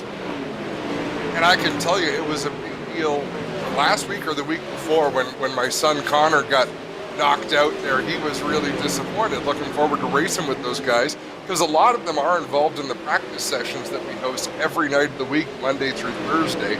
So they do get some experience racing together, but on Friday nights, the only way they get to race with the stars is to finish in the top 6 in this show. Fantastic speed shot there. You can see exactly what we've been talking about all night, how close they get to the wall, especially coming off the corner in number 2 and number 4. And that was a great speed shot to see. The best drivers are right there, and they know where the limit is. Ooh, one getting a little squirrely up on the cushion there. I'm not even sure who that was, but he had his hands full.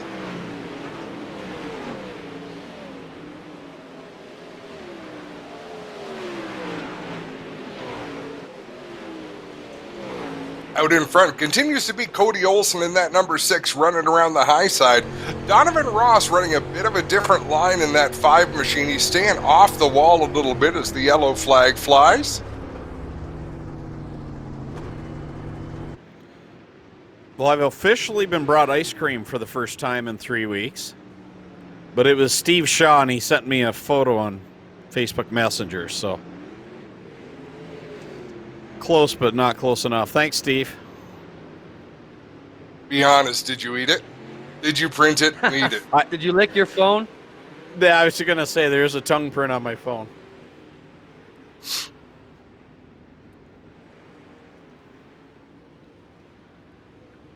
So we should mention, we talk about this on our Tuesday show, Clinton.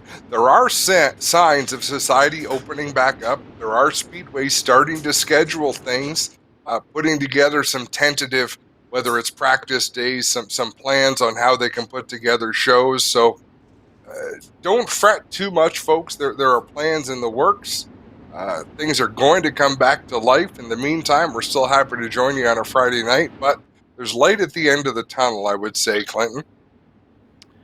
Yeah, for sure. And the message we've been giving is, we're full steam ahead. So it's not like at Schweik we're slowing things down or getting ready to take a season off or anything. Construction has continued on there. The crew was out there working again today to keep basically expanding on the parking. And we're just getting ready to roll there. It's going to be super exciting to get back out, as you mentioned. But we still got a ways to go in this one. We've got 2 more feature events to come after this. Plus, we've got, and as Adam mentioned, the street stocks are going to be super exciting. We are 21 of 30, so 9 to go in this one, with Cody Olsen leading. And Cody Olsen, the race director and key administrator for the Rivals Elite Pro Sprint Car Division, knows his way around the Eldora Speedway and the dirt sprint cars, leading up front here as he pulls Donovan Ross along in second. Clevenger still running in position number 3. Just 8 laps left to go here in the Associates feature event brought to you by Strickland as they work down the backstretch. Phenomenal camera angles here that you can see how these cars handle around Eldora Speedway. back under the caution flag again. And Adam, he touched on some live action possibly happening soon. Well, I know there is some live action taking place tomorrow at Park Jefferson Speedway, which is in South Dakota. They were one of the few states that didn't actually have stay-at-home orders. They are racing without fans, but they will have 410 sprint cars and IMCA modified. Speed Shift TV has that tomorrow. If you're interested in checking that out, probably be interesting to watch. Kenny Wallace and Ken Schrader, true racers that they are, they're headed to South Dakota. Yeah, good for them. Good for them. I mean, it's a great event to support. I support the cause. You know, Clinton and I talked about this. I think it was on Tuesday night on our show. If there was a racing event in Ontario this weekend, I would not go. That's just my choice. I don't think we're there yet, but I think there are places where they are ready to go. Prince Edward Island, for example, there are places that are further ahead that have been able to isolate themselves, and it's time to get back to as normal existence as they can.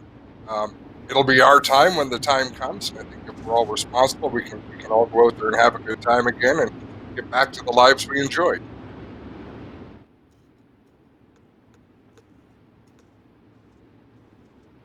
If you're just joining us, this is our Big O Associates. These are drivers who are crews, fans, and associates of Ohsweken Speedway here in our Strickland's Associates A feature. Top 6 will move on to the Pinty's Pro-Am against the Big O Stars. Top finishers tonight. Here we go, back to it. It's Cody Olson leading them again. Clevenger trying to work on the bottom in position number 3. But Greg, it's still Donovan Ross holding down the second spot, chasing Cody Olson for the lead.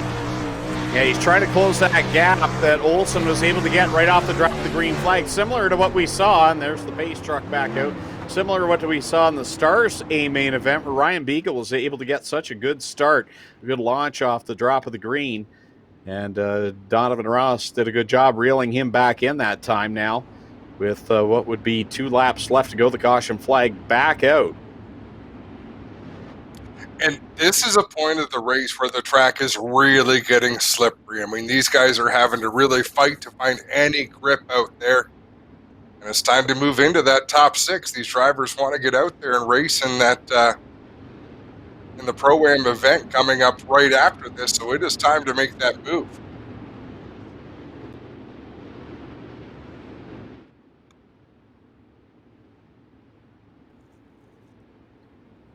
So Pinty's Pro-Am still to come after this one. Drivers are right now practicing for that. Travis Miller is the quickest in that practice session.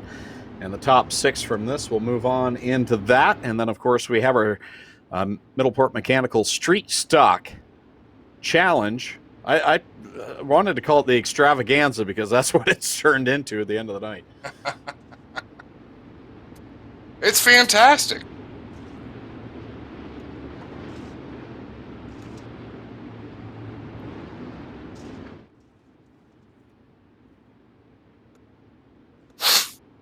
Field rolling under yellow. I believe we're going to go green this time at a turn 4.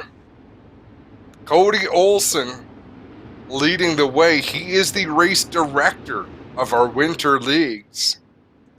Good to see him out here getting to play for all the work that he puts in through the off season. Great restart for Cody Olson. Wow, what a takeoff from corner number 4. You saw him right down, almost pinned to the wall in corner 4 on the bottom, and just launched off, took away from Donovan Ross as they head down the backstretch coming to the white flag. Wow. Right against the... You cannot get closer to the wall than he was. In fact, he hits the wall. That allows Donovan Ross alongside. Here they come down into corners 3 and 4 for the final time. Checkers coming out. And it's going to be Cody Olson picking up the win over Donovan Ross. Oh, and they are crashing across the line. Looking forward to seeing the results as cars were getting into the wall as they crossed the start-finish line. We can tell you for sure Cody Olson took home the win. Everything behind that, to me, is a little bit up in the air.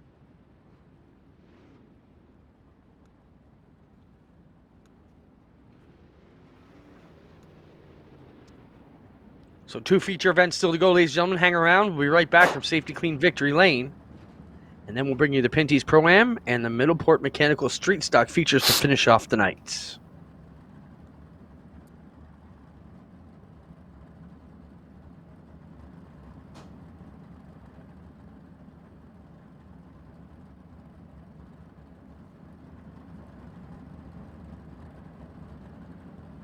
So coming up right after this victory lane, we've got our Pro-Am event. You're going to see the top 18 finishers from the Schweeken Stars Cool Kids Sprint Car event with the top 6 finishers from the Strickland's GMC Associates event. In a race with no yellow flags, our final 2 events of the night are run with no cautions, no delays, and I can't wait for the street stocks right after that. I'm looking forward to more than 50 street stocks taking the green flag in that race.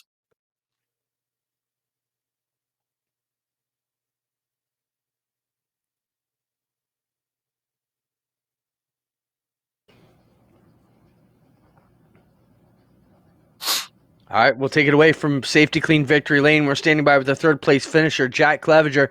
Jack, great run here tonight. You had a solid third place finish, but looked like you just weren't quite close enough, or maybe needed another restart or two to take a shot here at Ross and Olsen ahead of you. Talk about your race night for us. At Ross and Olsen ahead of you. Talk about your race night for us. At Ross. As my teammate, and just didn't want to race him too hard, and just wanted to finish top 6 to make it into the race tonight. We talked a bit about track conditions being tough for you. How is it out there? Is it getting really slick right now? Yeah, it's definitely slick. I could run good in 3 and 4. 1 and 2 was tough for me to figure out. I kind of run a different line on the last restart there, and it's a little bit. Great job. It's Jack Clevenger, your third place finisher. We'll see if we've got Donovan Ross or Cody Olsen ready to go as well.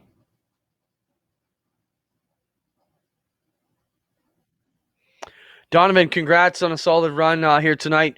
Cody looked like he was giving you one little sniff there at the end, but in the end, he was able to roll it down off the wall and keep the win. Solid second place run here for you tonight in your number 5 machine. Absolutely. Happy with that. It's fun to come out and race with Cody's fast, and Jack's my teammate, so it was a good night here. We've got our Pinty's Pro-Am coming up next. Talk about what it's going to take to make your way from the back part of that one and to race against some of the stars from Schweeken here tonight.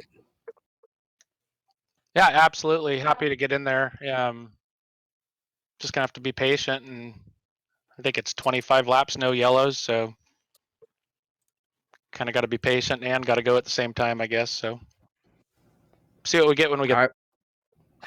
Thanks for being with us, Donovan Ross. We'll finish second here tonight in our Strickland's Associates A main, and our feature winner, Cody Olsen. Cody, solid run for you tonight. Must be nice for you to get on the other side of the wheel. We were talking about how you administrate the Rivals Elite Pro Division here for us in the winter, but solid drive for you. You got to be real happy with the way your number 6 ran here tonight at Eldora. Yeah, thank you, Clinton.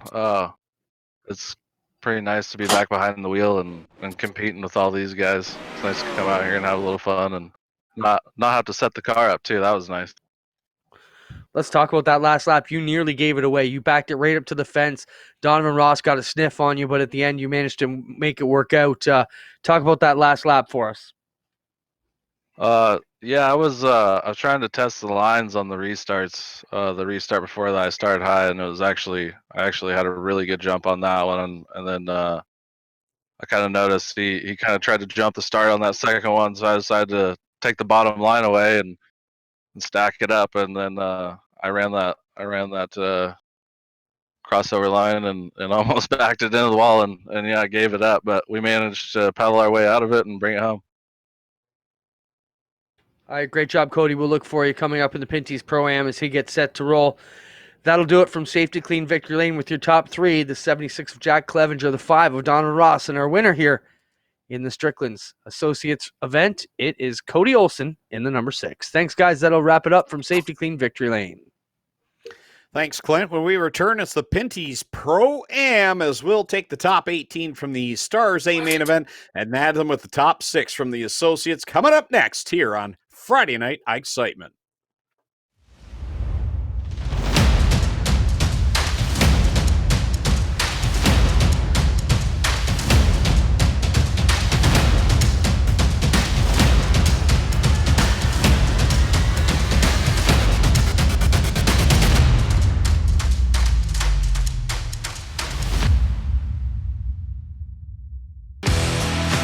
Introducing GeForce TV.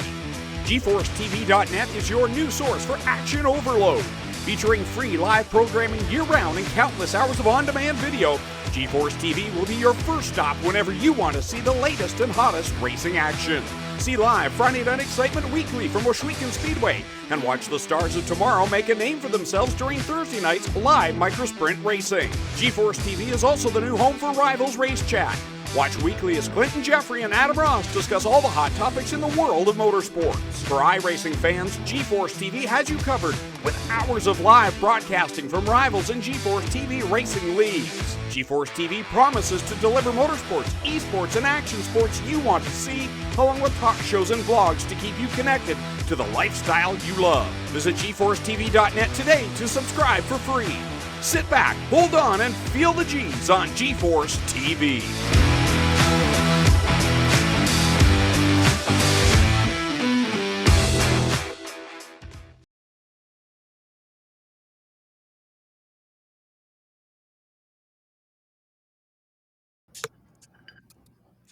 Welcome back to Friday Night Excitement for Washweekend Speedway, running tonight at the virtual Eldora Speedway. My name's Greg Kellman. With me, Adam Ross, Clinton Jeffrey, and guys, we've got 2 races left. No caution flags to be run in either of those.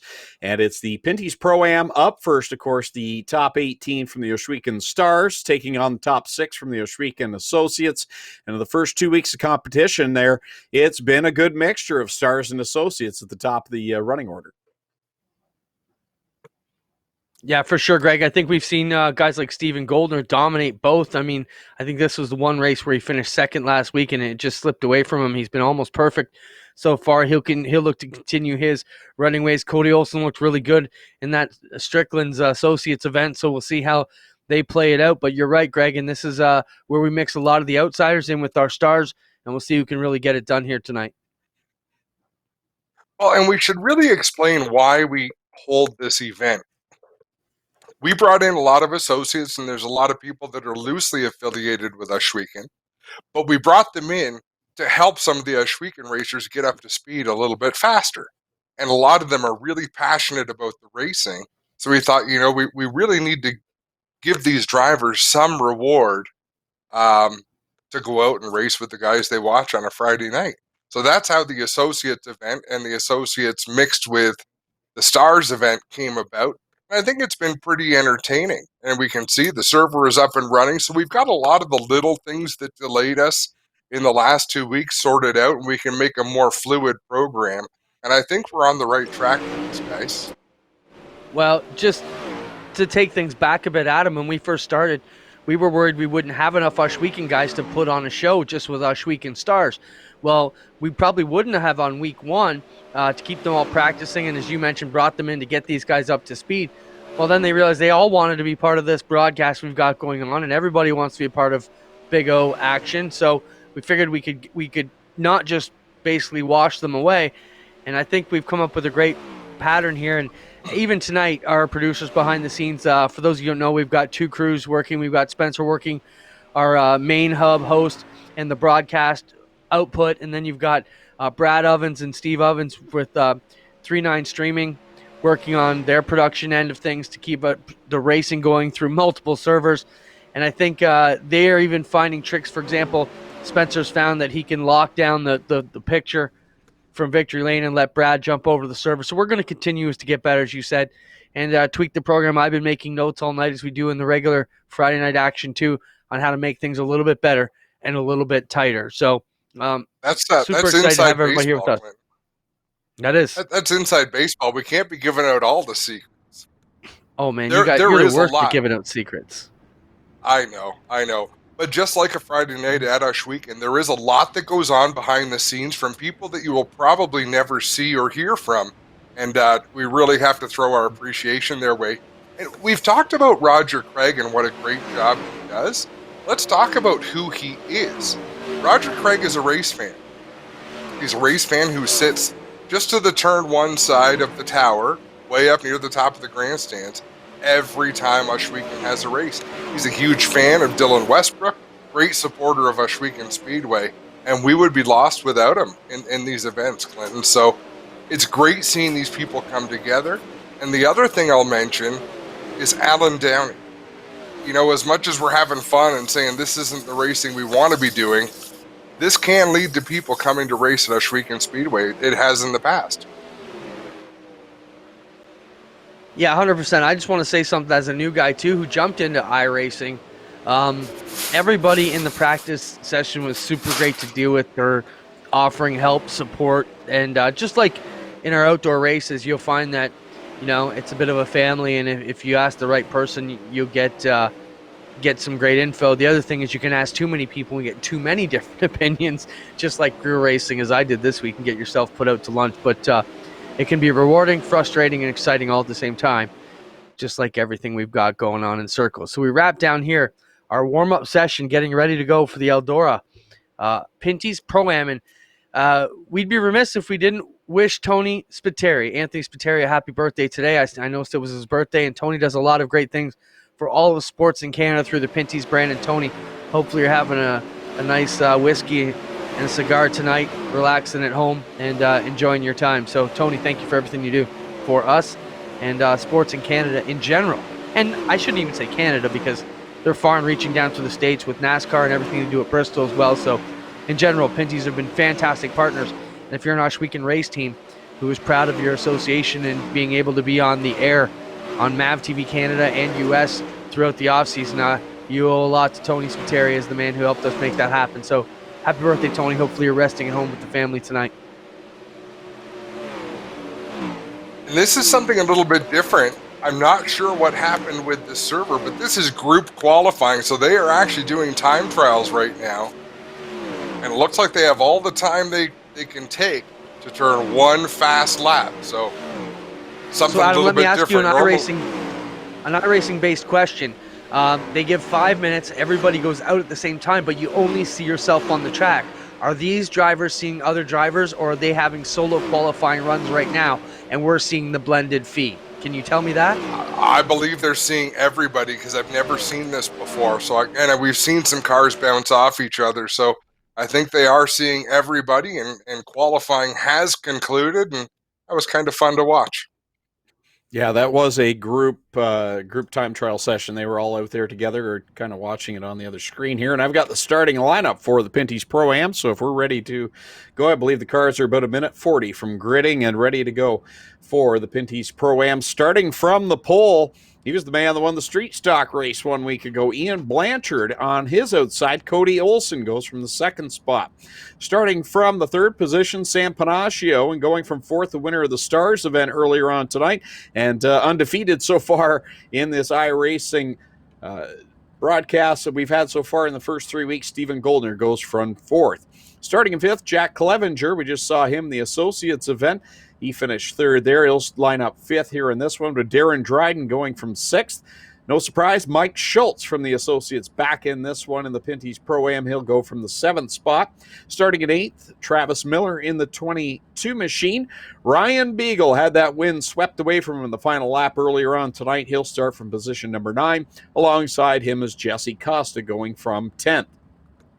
Clinton Nichols lines up in the 11th spot. To his outside will be R.J. Pitts. And going from 13th, that's where we find D-Dub's Dylan Westbrook. And on his outside, that'll be Kevin Lovey's. Make that the inside of the next row. Kevin Lovey's going from the 15th spot. And going from the 16th position, Rick Scott in car number 60. Rolling off 17th, Donnie Lampman in the 28. To his outside, Aaron Turkey, who had a solid run in the Stars feature tonight. Chase Hess. How about that? Just joined this week, and he goes off in the 19th spot. Donovan Ross to his outside, going off in position number 20. Steve Shaw, thanks for the ice cream delivery, bud. You're going from the 21st spot in car number 96. And then I believe that is it. Yeah, that'll be at 21 cars making the call for this one. So a few cars not returning for this one. Jordan Hill's name is on the list. He may tack on. Cameron Kokrick might be as well. They practiced, but didn't time trial. Yeah, some of them weren't sure if they qualified or not. And some of them, I think, have their sights set on the street stock event. So they ran their sprint car stuff, and now they're going to focus on the fender cars for the rest of the evening. But we got plenty of cars to put on a great show in this Pinty's Pro-Am. Guys, I've got to ask you a personal question. How many days of the week have you guys been eating Pinty's products since we've been stuck inside? Out of 7, I'm a solid 2. That's not even a no lie. I'm addicted to the buffalo wings and the chicken parm. Same. Chicken parm is fabulous. And I mean, the thing is, it's a nice meal. You don't have to sweat over it for hours and hours. Yeah, we've always been supportive of the Pinty's product, but yeah, we're at least 2 nights a week with Pinty's food. But coming not to out of cut the, Greg off, because I know he loves to talk about food too. But I tell you, if you give the Pinty's frozen wings a shot, the pub style wings, they don't taste like they're frozen. They don't taste like you made them at home. They taste like you bought them from the pub next door, Greg. You got to check them out. And getting set to go here in the Pinty's Pro-Am. Happy birthday, Tony. Take it away, Greg. Drop of the green flag here in the Pinty's program. Adam, I'll throw it to you. I'm going to jump over into the street stock server here. Sounds good. Side by side, they still remain off of turn number 4 to complete lap 1. I believe that's Cody Olson going to ease out in front. We've got trouble on the front straightaway. There won't be a yellow, but there are cars flipping down the front stretch. Yeah, so if you get in trouble in this, you're pretty much beat. Cody Olson trying to hold off a very quick Ian Blanchard who's been fast these past couple weeks. Mike Schultz running in 4th, Darren Dryden running in 5th. As we keep them rolling along, it's still Cody Olson up front, looking to dominate here on Friday Night Excitement. Yeah, Cody Olson is really smooth right now. You can see him setting that car down into the turn, keeping the car fairly square to the racetrack. Ian Blanchard doing a nice job, though, staying right on his tail, trying to keep the pressure mounting. You know, out of these 2 events at the end of the night here, with no yellows, qualifying is of the utmost importance. Yeah, qualifying is critical. And part of it, Clint, you know, of course, yeah, you're challenging for a top spot, but as lap traffic comes into play a little bit later on, as Ian Blanchard gets all sorts of sideways, you want that clear view of what's coming. Yeah, for sure. Olson up front, rolling out front of the Blanchard 39 right now, back there in the 3rd spot. Still rolling tight. They're all right close together. Yeah, it's a tightly bunched track, and I just, you know, I do love this no yellow format. We might have to look at this for all of our divisions, but I don't think it'd be fair. We got to keep true to the sport in some cases, as Mike Schultz throws a big old charge into the turn, almost clips Ryan Beagle. Well, here comes the big dog, barking away on the bottom, trying to make a move. He has chipped his way from the backside, working up into position number 3 underneath that 39 machine. Blanchard trying to fight back on the inside. He'll take it down into the corner. He's going to hold his line on the bottom. Ryan Beagle able to roll around the outside. Great battle for the 3rd spot. Now we get to see a good shape up between the pro. The dominant driver here in the Friday Night Excitement from the Big O Stars has been that 39 of Stephen Goldner, running in position number 2. I think we're on board here with Beagle in the 3rd spot. iRacing has done a fantastic job with the graphics. Even the onboard, you see the driver moving around. Yeah, we got to thank our guys at 39 Productions, Brad Oven and Steve. They've done a great job upgrading their equipment in the past 2 weeks to give us quite an improvement in the quality. The other thing I want to mention, if you're watching on YouTube, I looked at mine, Adam. I was only at like 480 or something. So make sure you click on, make sure you're watching in 720p or better to get the full graphic imagery that YouTube is putting out. Yeah, I've got to do that as well. My quality is at 720p 60. Is that where I want it for that? Yep. Yeah. My network struggles sometimes, so it will set the automatic, and it automatically brings out a lower graphic rate. So Spencer, our producer, just says YouTube now defaults to 480p for COVID to reduce load on the internet with everybody being home. So make sure you click on that little settings and bump up the settings if you're watching the broadcast. If you like it now and you're only at 480, it's going to be a lot better when you quick get to 720. Whoa, that was some tight racing through the middle. Dryden got turned around but gathered it back up, and they're still slicing and dicing here at this one, Adam. Just fabulous racing as we've got 9 laps left to go here. Mike Schultz working the inside of Ian Blanchard. They come close to making contact off the corner, but they don't touch. Good 3-car battle there near the top. Oh, Beagle gets clipped, or does the clipping to a car that was spun around, and his car wags down the backstretch now. That's a strange mishap at this point in the evening, as we got a big wreck coming off of turn number 4 with Travis Miller, and I think that was Ian Blanchard. Normally at this point, like, people have some laps under them. If you get stuck on the track like that, you hit the escape button and get out of there. Ryan Beagle had a long way to go to try to avoid that one. Less than 5 to go here in the Pinty's Pro-Am on Friday night. Excitement brought to you by GeForceTV.net. And now they work around the Shaw machine. That's Cody Olsen trying to tiptoe through. Steven Goldner trying to chase him down and steal one back. 1 and 2 side by side as they got into it. Now they get back in line, filing their way through traffic. That's Steve Shaw Jr. driving that car tonight. The 96 machine.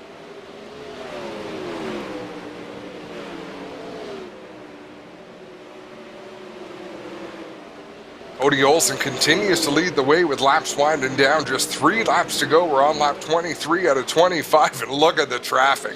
I love it.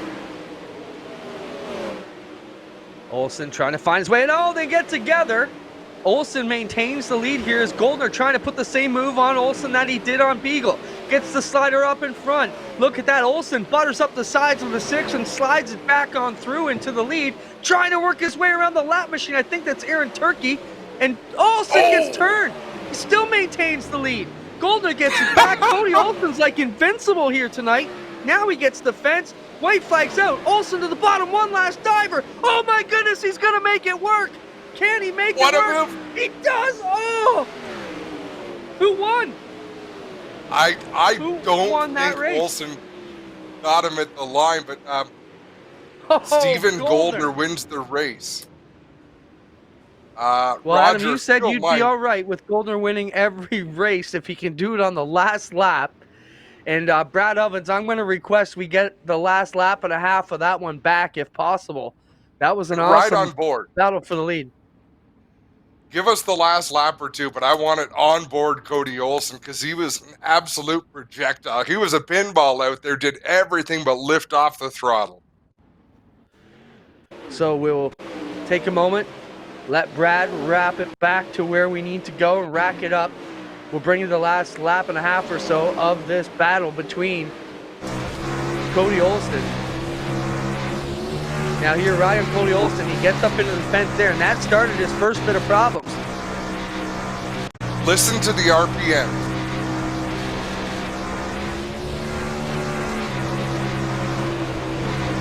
Touch there. Olsen with a good recovery. Goldner down on the bottom. We're trying to slip on by. There you see Goldner. Well, they nearly touch again, trying to avoid the lap car. Look at Olsen just sawing on it. He had another shot. Threw it down to the bottom. Gets turned, and this is where it goes. This is on the white flag lap. Goldner back up in front. Olsen sawing on that fence. He never lifted. Pitched it to the bottom one final time. Got into the fence, and Goldner gets him by a wheel at the line. What a fantastic finish there at the end of that one. The margin of victory was 5/100ths of a second. So about a right front tire at speed at the Eldora Speedway. One more race to go, ladies and gentlemen. If you've stuck with us so far, give us 10 more minutes, and it'll be the most exciting race of the night. Normally, but look at the racing we've had in our 2 sprint car finishes lately. I don't know if we can guarantee the street stock is going to be the most exciting race of the night so far, Adam. I don't think that we can. Who do we have in safety clean victory lane, Spencer?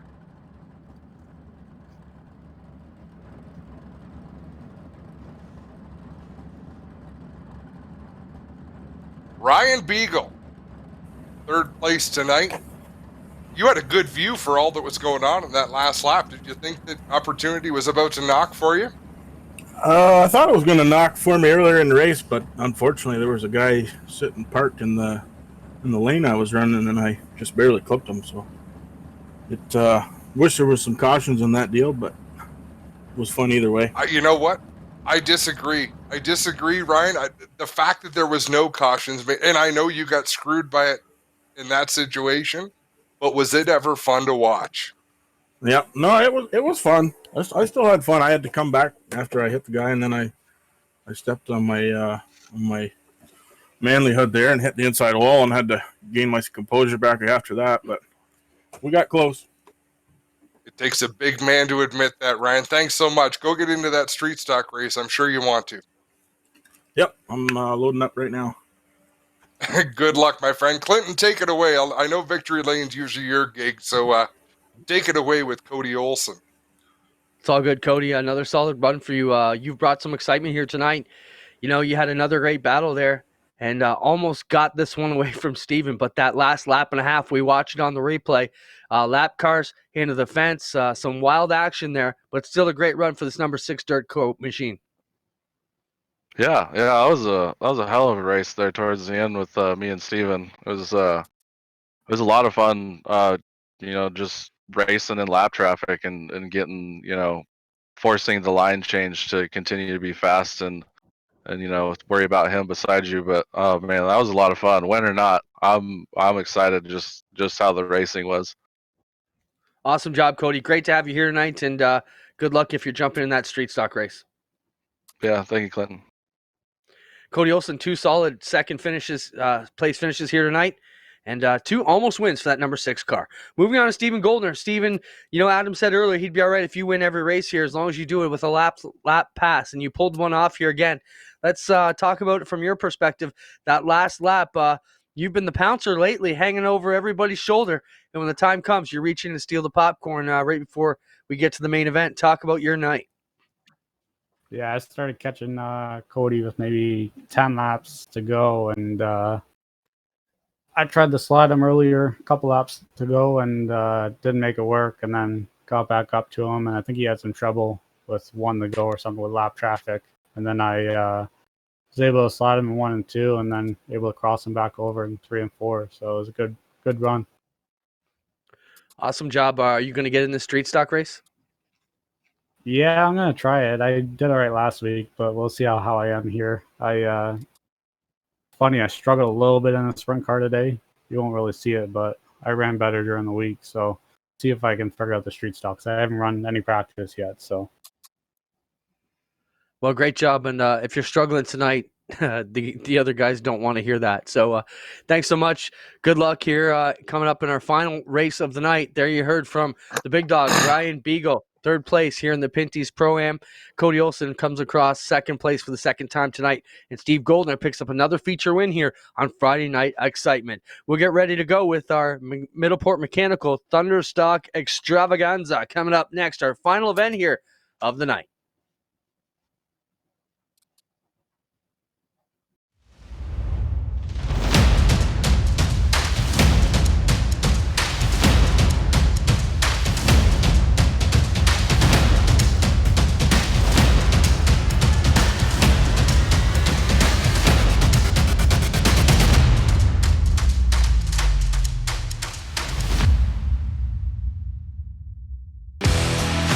Introducing GeForce TV. GeForceTV.net is your new source for action overload. Featuring free live programming year-round and countless hours of on-demand video, GeForce TV will be your first stop whenever you want to see the latest and hottest racing action. See live Friday Night Excitement weekly from Washweekon Speedway, and watch the stars of tomorrow make a name for themselves during Thursday night's live microsprint racing. GeForce TV is also the new home for Rivals Race Chat. Watch weekly as Clinton Jeffrey and Adam Ross discuss all the hot topics in the world of motorsports. For iRacing fans, GeForce TV has you covered with hours of live broadcasting from Rivals and GeForce TV racing leagues. GeForce TV promises to deliver motorsports, esports, and action sports you want to see, along with talk shows and vlogs to keep you connected to the lifestyle you love. Visit GeForceTV.net today to subscribe for free. Sit back, hold on, and feel the G's on GeForce TV.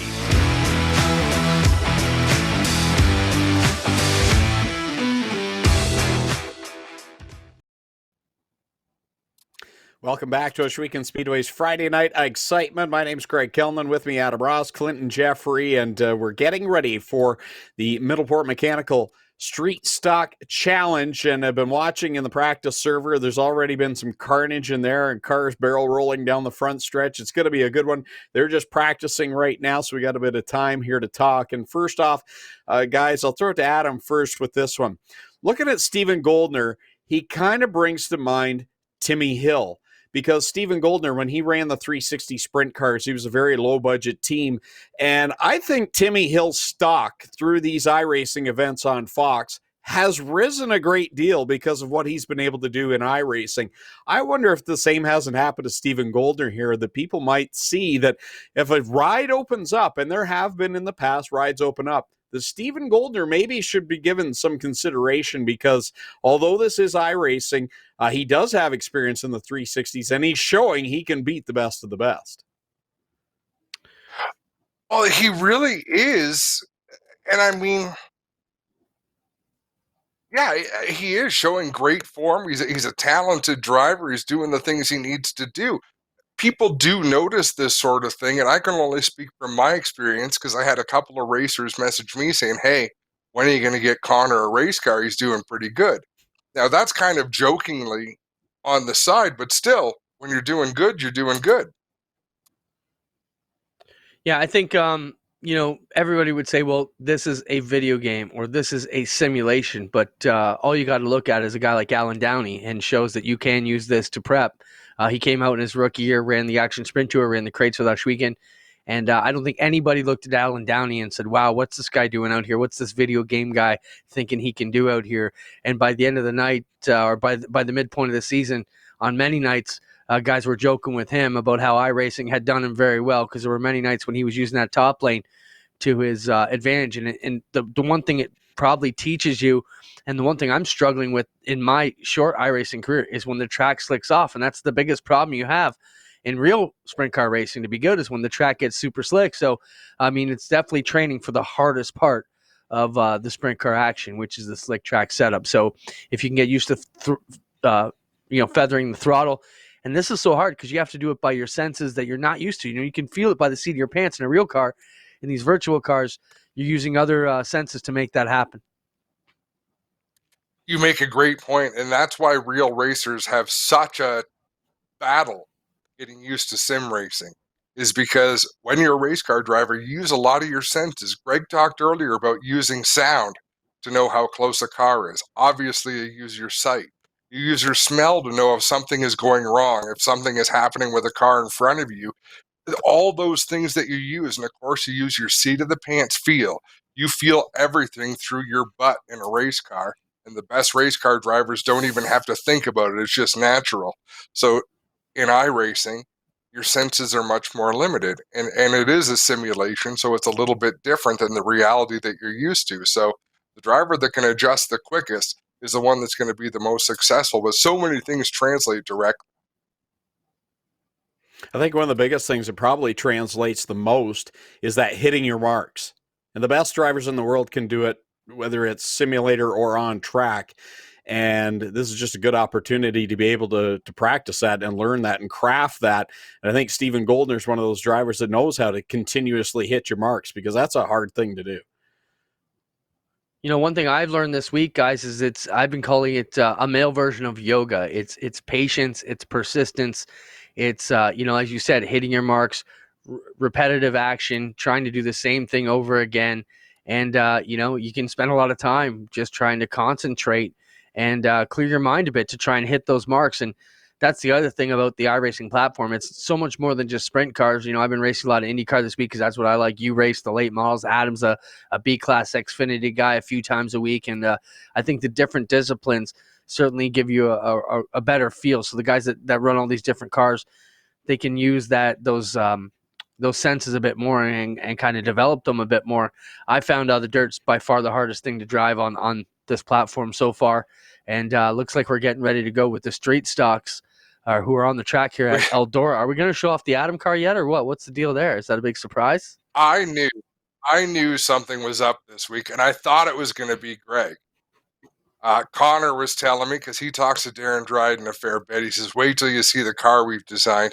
He added, not only do you need to see the outside of the car, but they need to go on board as well to have a look at the cockpit. And Darren just sent me a picture, since they're in there at practice, to show me what the car looked like that he's put together for this event.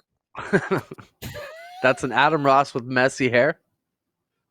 I like the hair. And now the last comment Darren sent to me, he says, I just hope I can keep your teeth clean in this race. Let's see if we can pick it up That's on the rough. track. And I like that he's got Old Spice on it, you smelly bastard. You know what? I thought that was all right too. They could have gone a lot of different ways. I would have expected Dairy Queen, but I can live with Old Spice. So You really we want have ice more cream than in your hair? 50 cars. More than 50 cars in this race. Wow. So they're still in practice. I'm just keeping an eye on things here. Still in practice. Willie Howells is right now the quickest. Connor's up there in third spot. How much time we got left in practice there, Greg? Can we get along at him?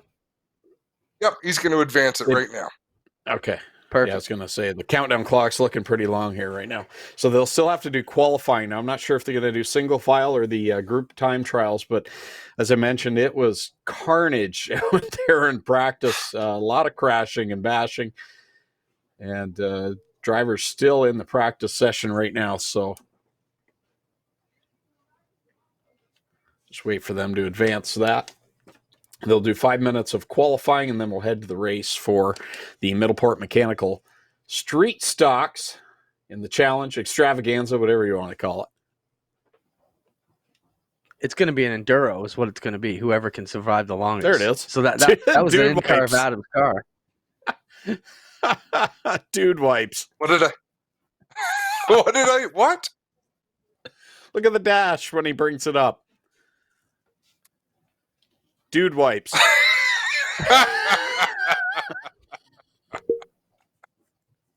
Oh, that's fabulous. Oh, dear. I can't So think of a someone more spent- fitting spokesperson. Someone spent hours building a race car with Adam's face on it. How classic is that? If anyone's ever sat anywhere near Adam on a hot Friday night, they'll know that he needs dude wipes, not just for dude areas, but the forehead gets pretty leaky. It gets Dude moist. wipes and Old Spice. Nice. As Justin would say, speaking moistly. Oh, man. There it is. On board. Like, this is practice, folks. Yeah, Brad, maybe if you can, give us a look at some of these cars.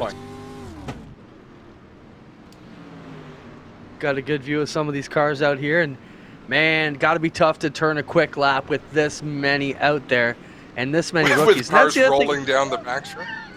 That's the other thing I learned about iRacing this week. Street stocks roll a lot in iRacing. I rolled one on the Roval at Charlotte somehow in a road course race this week.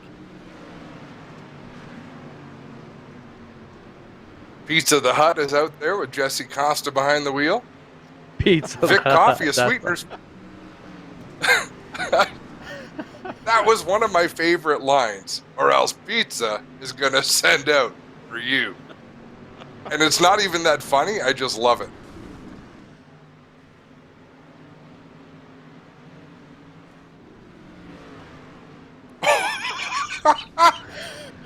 How do you call this mess?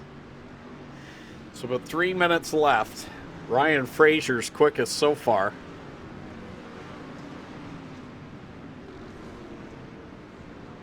Connor Ross second quick. Cody Olson third.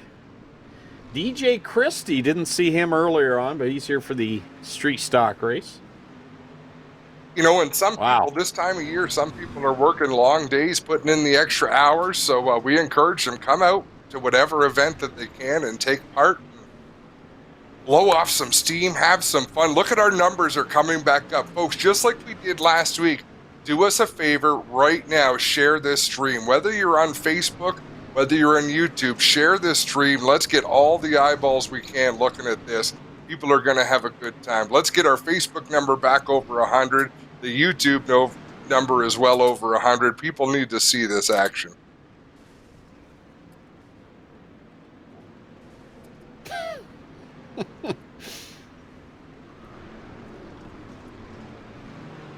Is that Rick Scott there in the big boys? 36? Is that the number he's carrying? Saw that paint scheme floating around Facebook this week.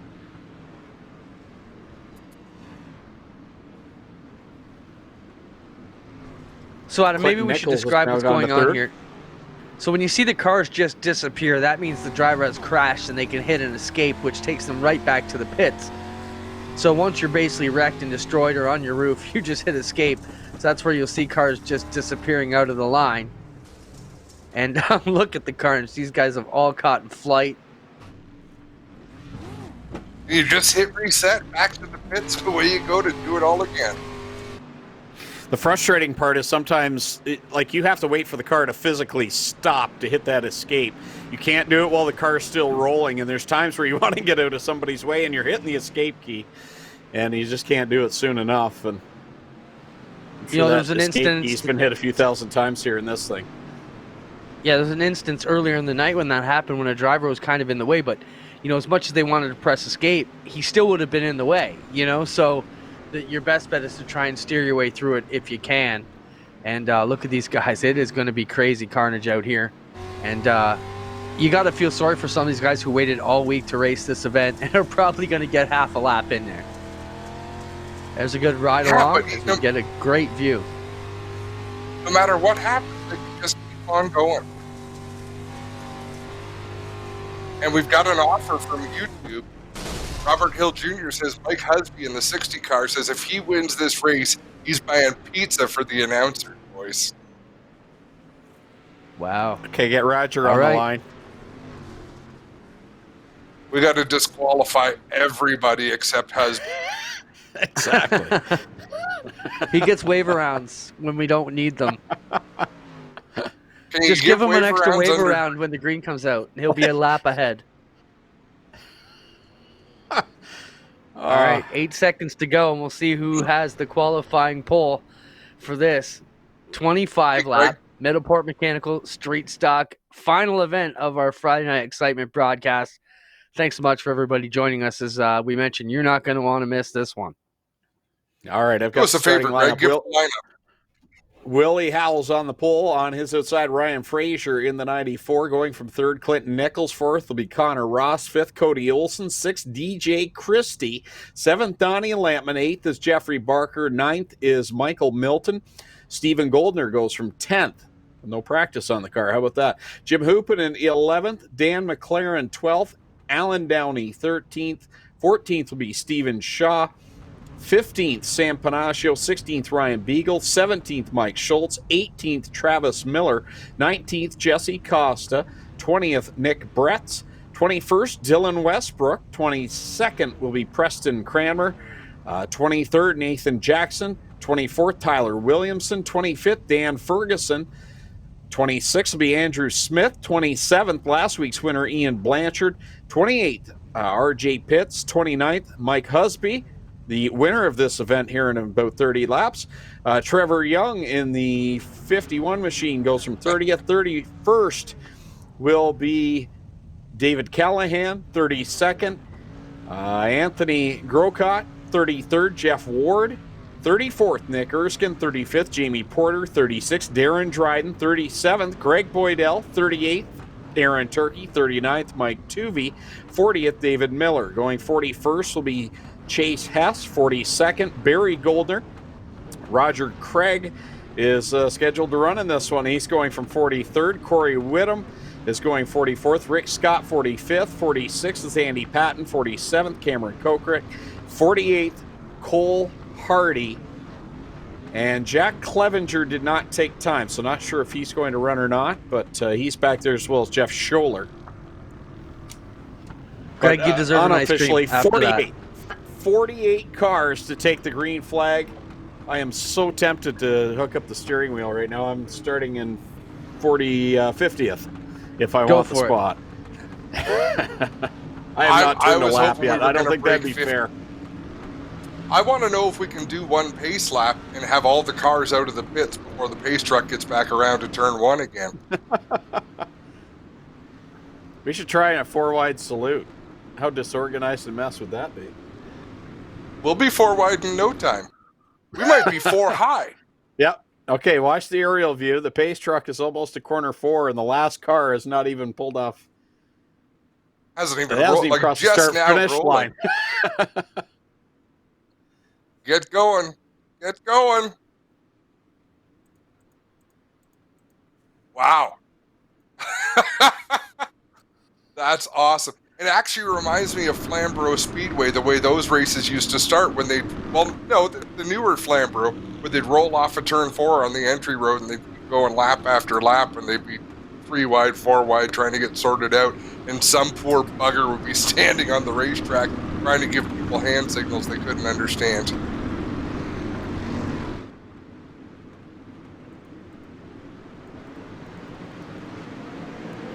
Coming to the green flag, Willie Howells will lead them down into corner number 1 with Clinton Nichols on the bottom side. I already hear it in the background. Sheet metal. Howell's got Howell's got a big old start out there, but don't worry, it's a long race. Connor just got clipped going into the corner. Everybody straightens their cars out and keeps going. Saw one sideways in turn number 4. That's going to eat a few race cars. Willie Howells was strong last week.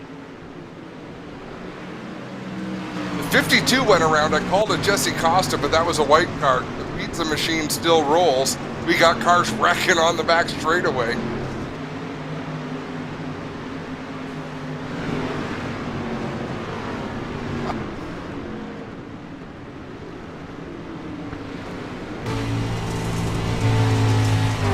Willie Howells still out in front. You see him rocketing right up against the wall there. Look like an old Mark Martin lookalike car. We got one on its roof going into turn 1. We got, you just got hit in the forehead, I just Adam. got rocked. Oh, I took it right to the face. Oh, that brought a tear to my eye. I think my eye is still rolling down the backstretch.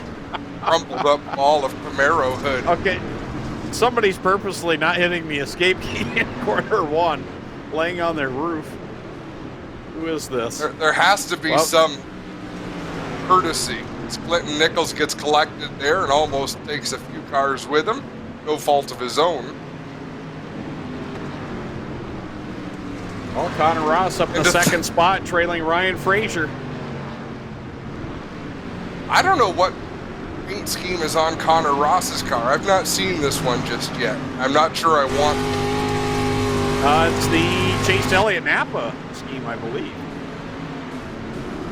No, that's Ryan Frazier, but not Connor. As he gets turned around backwards going into the corner. Thankfully, he's got a car there to run defense for him while he gets spun around in the right direction. Oh, Isn't that I know. the He's got Ricky Bobby Ricky sponsored Bobby. by me car? Yeah, he's the me car. Well, guys, I think it's time we have a real street stock race with these guys. They've shown they've come out in numbers. Maybe it's time we do a real heat and feature event for these guys in the coming weeks. Something to talk about for sure. Absolutely. Yep. I mean, that's the thing. We're trying some things to see how they go, and other things are successful just because they're fun to watch. But it really is quality racing. You know, take out the part where there's cars flipping through the air and getting run over, but it takes a lot of finesse to drive these cars. Maybe give us a field rundown. We seem to have lost who is out where right now. So give us a rundown if you can, Greg. Ryan Frazier still the leader in the 94. Then it's Clinton Nichols in the 43 in second. Steve Shaw running in third. Alan Downey running in the fourth spot. RJ Pitts, he started 28. He's up in the fifth spot right now. Sixth is Ryan Beagle. Seventh is Connor Ross. Eighth is Mike Husby. He's making his way to the front, Adam. I'm pretty pumped about this. Come on, Mike. Ninth is Cody Olson. And Jesse Costa, Pizza the Hut, running in the 10th spot. We've got 11th Chase Hess. 12th is Aaron Turkey. 13th Nick Pretz. 14th Donnie Lampman. 15th Stephen Goldner. 16th, Mike Schultz. 17th, Willie Howells, who led the opening laps. Mike Tuvey running in the 18th spot. Those are the only cars left on the lead lap. From 48 cars starting, we've got 18 left on the lead lap. 12 laps in. We got our numbers back over 100 on both feeds, gentlemen.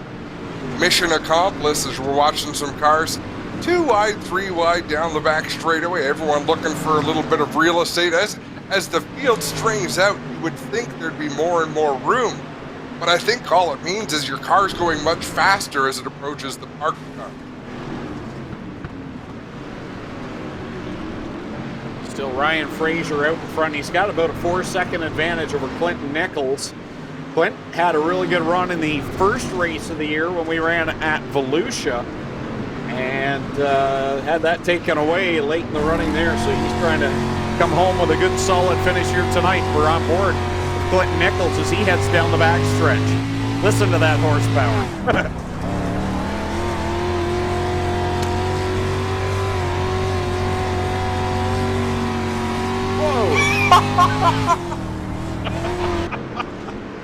We just sent someone to the moon. Medic!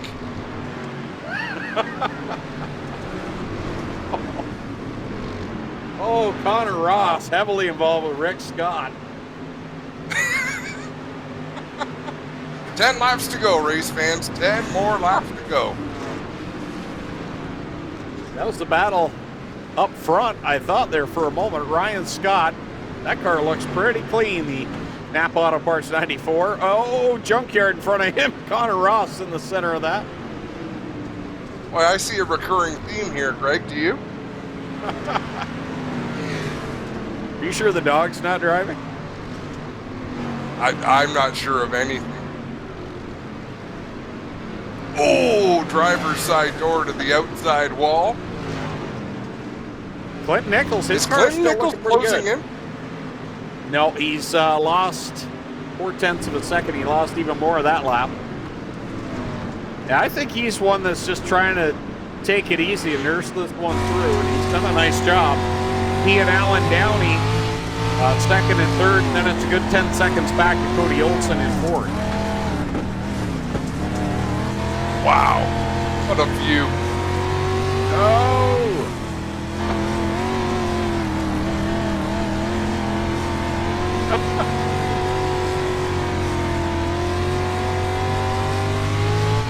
Was it the leader just got taken out there?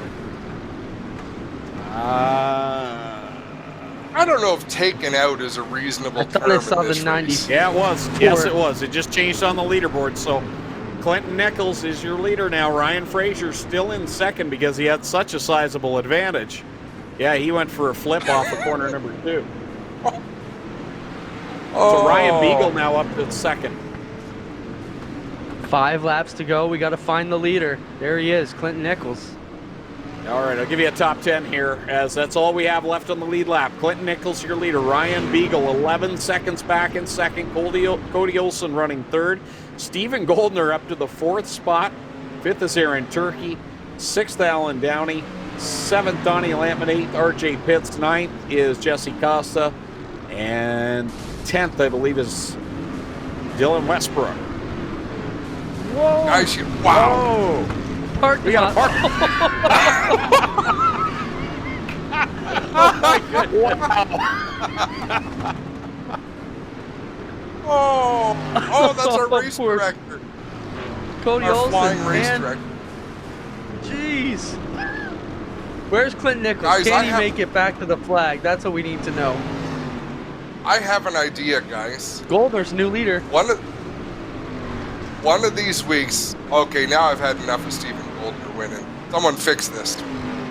One of these weeks, I think we should have 150 lap enduro. Start the race when the program starts, and we can tune back in near the end, but let some people drive 150 laps like this. See what's left at the end. I don't think we're really promoting great racing with this, but it is a little bit of chaos. just going to make the point. I'm just going to make the point, Adam, for all those people that don't believe it's a simulation. This is probably not playing into that much better. Rick Scott. If anybody knows there of a collision shop would like to sponsor a division, I think we could really succeed with some sort of collision sponsorship on this race to go along with Middleport Mechanical. One lap to go. And Who's the RJ leader? Pitts are just 0.2 of a second apart. Goldner in the 30 and RJ Pitts in the 46. And coming off a corner 4, the whole front end ripped off the car. Stephen Goldner, clean sweep, gets some street stock win over RJ Pitts by 0.7 of a second.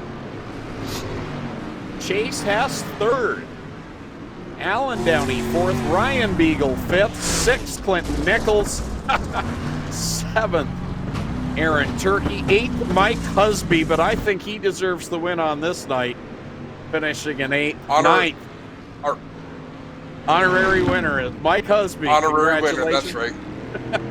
Jesse Costa ninth. He's the last car in the lead lap. Mike Tuvey completes the top 10. D-Dub fans, not a bad run up there in the 12th spot. Jim Hoopinen comes home in 16th. Early race dominator Ryan Frazier back in 17th.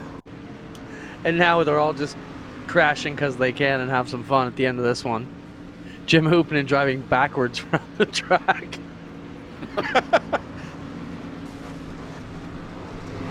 Oh boy. And we got some love from the Americans here. We got Sean Shields and Dean Reynolds, people stopping in to enjoy the show.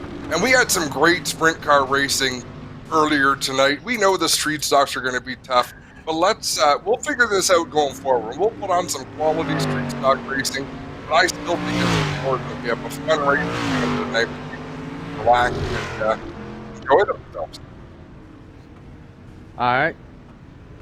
So we got Kyle McKenzie to throw the virtual checker on the program here. We got one more Safety Clean Victory Lane to jump into, and then we will wrap up the program. Thanks everybody for watching us here tonight. And if you just joined us for that Street Stock Crash Fest, you missed some fantastic racing. Rewind the program a little bit, catch up on some of the awesome action we showed you here tonight, and congrats to all our awesome iRacers who joined us tonight again for some more awesome action. If you're an Oshweekend iRacer and want to get involved with us, practice servers go up Monday at 6 and 8, Tuesday at 6 and 8, and right through the rest of the week through Thursday, and then we get gathered here to race on Friday nights. There's Stephen Goldner taking a battered number 30. Stephen Goldner racing street stock to victory lane for the third time tonight, guys. Dominant and a sweep of the evening for Stephen Goldner in the number 30. We'll get ready with Safety Clean Victory Lane here. We'll bring you the interviews of the top 3 coming up shortly. I'm just concerned for your safety down the victory lane there, Clinton. It's a lot of hot fluids, a lot of bent-up race cars. How about Chase Hess? Joins us tonight for the first time and gets himself a podium finish. Up there with RJ Pitts and Stephen Goldner down in Safety Clean Victory Lane. And look at how bent up the Hess car is. The right front not even touching the ground. All right, Stephen Goldner, congrats, man. Clean sweep of the night. Things don't get much better than that. But tonight in this street stock race, you had to have a lot of luck on your side. Even though you got in a jingle, still managed to come back for the win. First off, talk about your night, and where did you start in that race? I started, I think, 10th, and I got in a crash early on in the race and fell pretty far back. I was probably 30th or so, and then I was running 11th for a while, and then I looked at my leaderboard, and I was first. I'm like, what the heck is going on? And then my car was smoking for about the last 5 laps. I'm surprised I made it. Talk about how different this race is than everything else you do on iRacing, where things are taken seriously. Carnage is not encouraged, but in this one, kind of let your hair down, just go out and have some fun, and don't stress about it. Talk about how that feels for you. Yeah, that's all it is, just fun, right? So go out there and see what happens. I mean, if you get wrecked, it's not a big deal. You get back out there, and you can still at least get a top 10 out of it. And it's a lot of fun. I know in the Discord, everyone's laughing and having a good time, so that's what it's all about. Great drive here tonight, Stephen. Congratulations. By far the most successful driver in our 3 weeks here, our Friday night excitement. Congrats and good luck with whatever you're racing the rest of the weekend. All right, thanks a lot. See you guys next week. Stephen Goldner picks up 3 feature win stickers here tonight. We'll get them off to him Monday, and he'll be able to display them on his social media. And that'll wrap things up from Safety Clean Victory Lane, unless we've got second and third bye, guys, do we?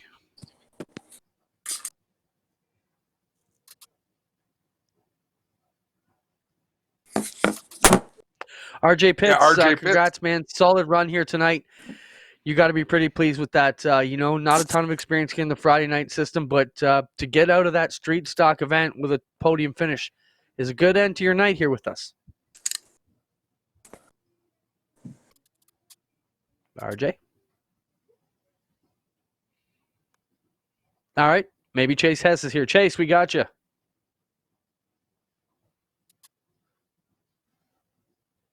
All right. Well, that'll wrap it up from Safety Clean Victory Lane. Thanks, everybody, for being with us here. We'll jump back over to Adam and Greg to wrap up the program here tonight. What can we say? It was a Awesome great event, night of guys. racing. Yeah, it was good fun. It was good fun. We're a little bit longer than we want to be, but every week we tweak things a little bit. You know what? Maybe next week we can shorten things up by starting at 8 o'clock. When we talked about that earlier, tighten things up that way. Yeah, possibly. We're just having trouble getting all the production crew online to get ready, and we find we're waiting around till about 10 to 8 before we can actually go. So we're killing time. We may make some time adjustments if it's not past Mr. Callan's bedtime next week. Greg, can you swing that if we start a half hour later? No different than a regular Friday night, right? Ooh, Oh, that's stop. a Doug Leonard. That's a Doug Leonard kick. I'll blame that one on Doug. Not my problem. Even though he's not here today. Big thank you to Roger Craig, Blake Nutley Butler doing huge work in the background to make things run smoothly. And Blake sent me a message, guys, about second and third place in that street stock race. Second place finisher started 28th. Third place finisher started 41st. Wow. That's pretty Amazing. impressive. No, but The I end think of we the owe the race street was stock actually- guys. Go ahead, I Greg. was going to say the end of the race is pretty entertaining as well. While you were doing the interviews, watching cars driving up into the victory lane built in there. There's cars hanging off the fence still right now, and they're messing around in the infield. So the guys are having fun. That's the main thing. Yeah, I guess our message as we close up, everybody, is if you need to get involved in iRacing, message Adam or myself. We'll get you on the platform to be part of this system if you fit the criteria. And I want to thank all of our supporters and our marketing partners. You see them along the bottom of the screen. If you're out and about in our neighborhood and need something that they may have to offer, make sure you give them the call. Let them know you're an I-Xcitement fan, and that's the reason they're getting your business, and we'd appreciate it. I appreciate you guys doing all the great work you do, along with Brad, Steve Ovens from 3-9 Productions. We've got, Spencer, our in-house producer, doing all the work for us on multiple broadcasts every week. Tons of action going on, tons of stuff to watch here on G-Force Weekly. So hopefully you're enjoying the COVID coverage we've been able to bring you. And we're going to be here for at least a couple more weeks online on Fridays to keep the package rolling in and keep tweaking it, guys. I think we've got something great to go with. First, Adam, wrap it up, and then we'll send it to Greg to take us home. Yeah, I've got to also mention Andy Patton, who runs the associate servers. Thanks to him. And the only thing I like better about the virtual racing at I-Xcitement is the drive home is a lot easier. I'm going to step over to the living room and grab a beer here fairly shortly. Sounds good. Greg? Well, that'll wrap things up. Thanks, guys. Another good night of racing, and the most encouraging part was some of the finishes we saw for the sprint cars, especially great runs by Stephen Goldner and the battles that he had for the victory. He's getting the clean sweep once again. So as we head into next week, the storyline will be who can beat Stephen Goldner. He's got the magic touch, the Midas touch right now in that 30 machine. So we'll see you right back here next Friday night for Friday Night I-Xcitement. For Adam Ross and Clinton Jeffrey, I'm Greg Kellman saying so long. Stay tuned for a replay of last year's Night Before the Nationals. HRW Automotive Mini Stocks getting set and ready to come out onto the Speedway with their 15-lap main event. Final time they'll see the track here in 2019. fantastic championship battle we saw 1 week ago. The entire year was excellent for the mini stocks. Really good racing all year long. You never knew who it was going to be. Kyle Wirt showed blistering speed, but didn't quite have the reliability.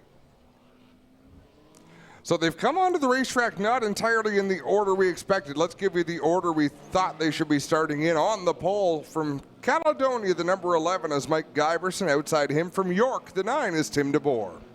Starting third out of Ancaster, the 19 is Kyle Wirt. Starting fourth from Caledonia, the 360 is Kevin Thorne. Starting fifth from Smithville, the 6X is Mike Sarantacco. Starting sixth out of Caledonia, the 265 is Mike Evers. Starting seventh is Matt Newell in the number 2. Starting eighth out of New Hamburg, the 21H is Ryan Hiller. Starting ninth from Linden is scheduled to be the 11E of Jeff Elsliger. Starting 10th from Hagersville, the 23 of Dustin DeBoer.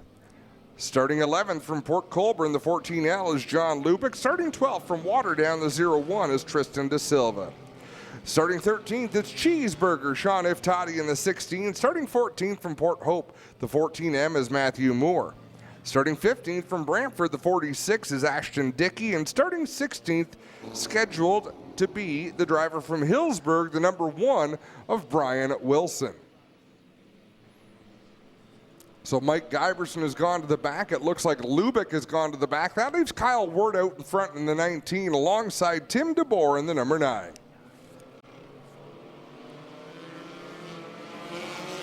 Green is out for the final time this year for the HRW Automotive Mini Stocks. Kyle Wirt.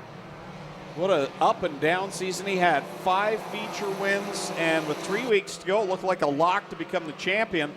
And everything possible that could go wrong went wrong for this guy. I'm sure he's out here just for some redemption and see if he can find victory lane one more time. Well, and I had a chance to chat with him a little bit over Facebook Messenger this week, and that's what we talked about. You know, disappointing to not win a championship, but 5 feature wins is something you can hold your head pretty high about. Wirt leads the pack into corner 3 with Tim DeBoer in the 2nd spot, and then the race is on for position 3. Kevin Thorne holding off Mike Sarantakos and Ryan Hiller. You know, surprisingly, this rookie driver didn't get a feature win. I really thought that he was going to. He was in contention all season long, but riding there in the 4th spot. Maybe tonight's the night. And I would agree with you, except surprisingly it's tough to say because there's a dozen drivers that are deserving of wins on any given night, and there's only one that can do it. So out in front, Kyle Wirt extending his lead just a little bit. 1 or 2 car lengths up over Tim DeBoer. These cars have it wound up on that outside line. Trouble for the Lubick number 14. He's got a flat right rear tire. He's going to slowly roll that car towards the pits. We will stay under green as 4 laps are complete in this HRW Automotive Mini Stock Feature event. At the Lubick 14 into the pit area. Wirt, DeBoer, and Thorne, the top 3. Here comes Matt Newell, the champion from a year ago, challenging for the 4th spot as he looks low on Ryan Hiller off of corner 4. Newell down low as Thorne looking to make a move on Tim DeBoer for the 2nd spot. All but pushing him down the front straightaway, drops to the bottom in 1 and 2 and give Thorne in that Burger Barn number 360 position number 2. We're down to complete lap number 6, 9 to go for Kyle Wirt in the Eccles Auto Service. Junkyard Jordan, number 19. Tim DeBoer, Kevin Thorne continuing to battle it out for the 2nd spot. DeBoer now working on the low side.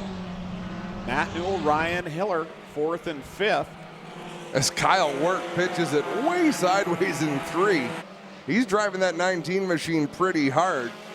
We talk about this quite a bit throughout the season, but these cars have no rear view mirror, so there's no way to know how big a lead you may have over 2nd place. So on dirt, you tend to have to keep driving the car just as hard as you can. Lost flags will be displayed this time by, and Kyle Wirt pulling away at the front, but we're seeing a fantastic battle back.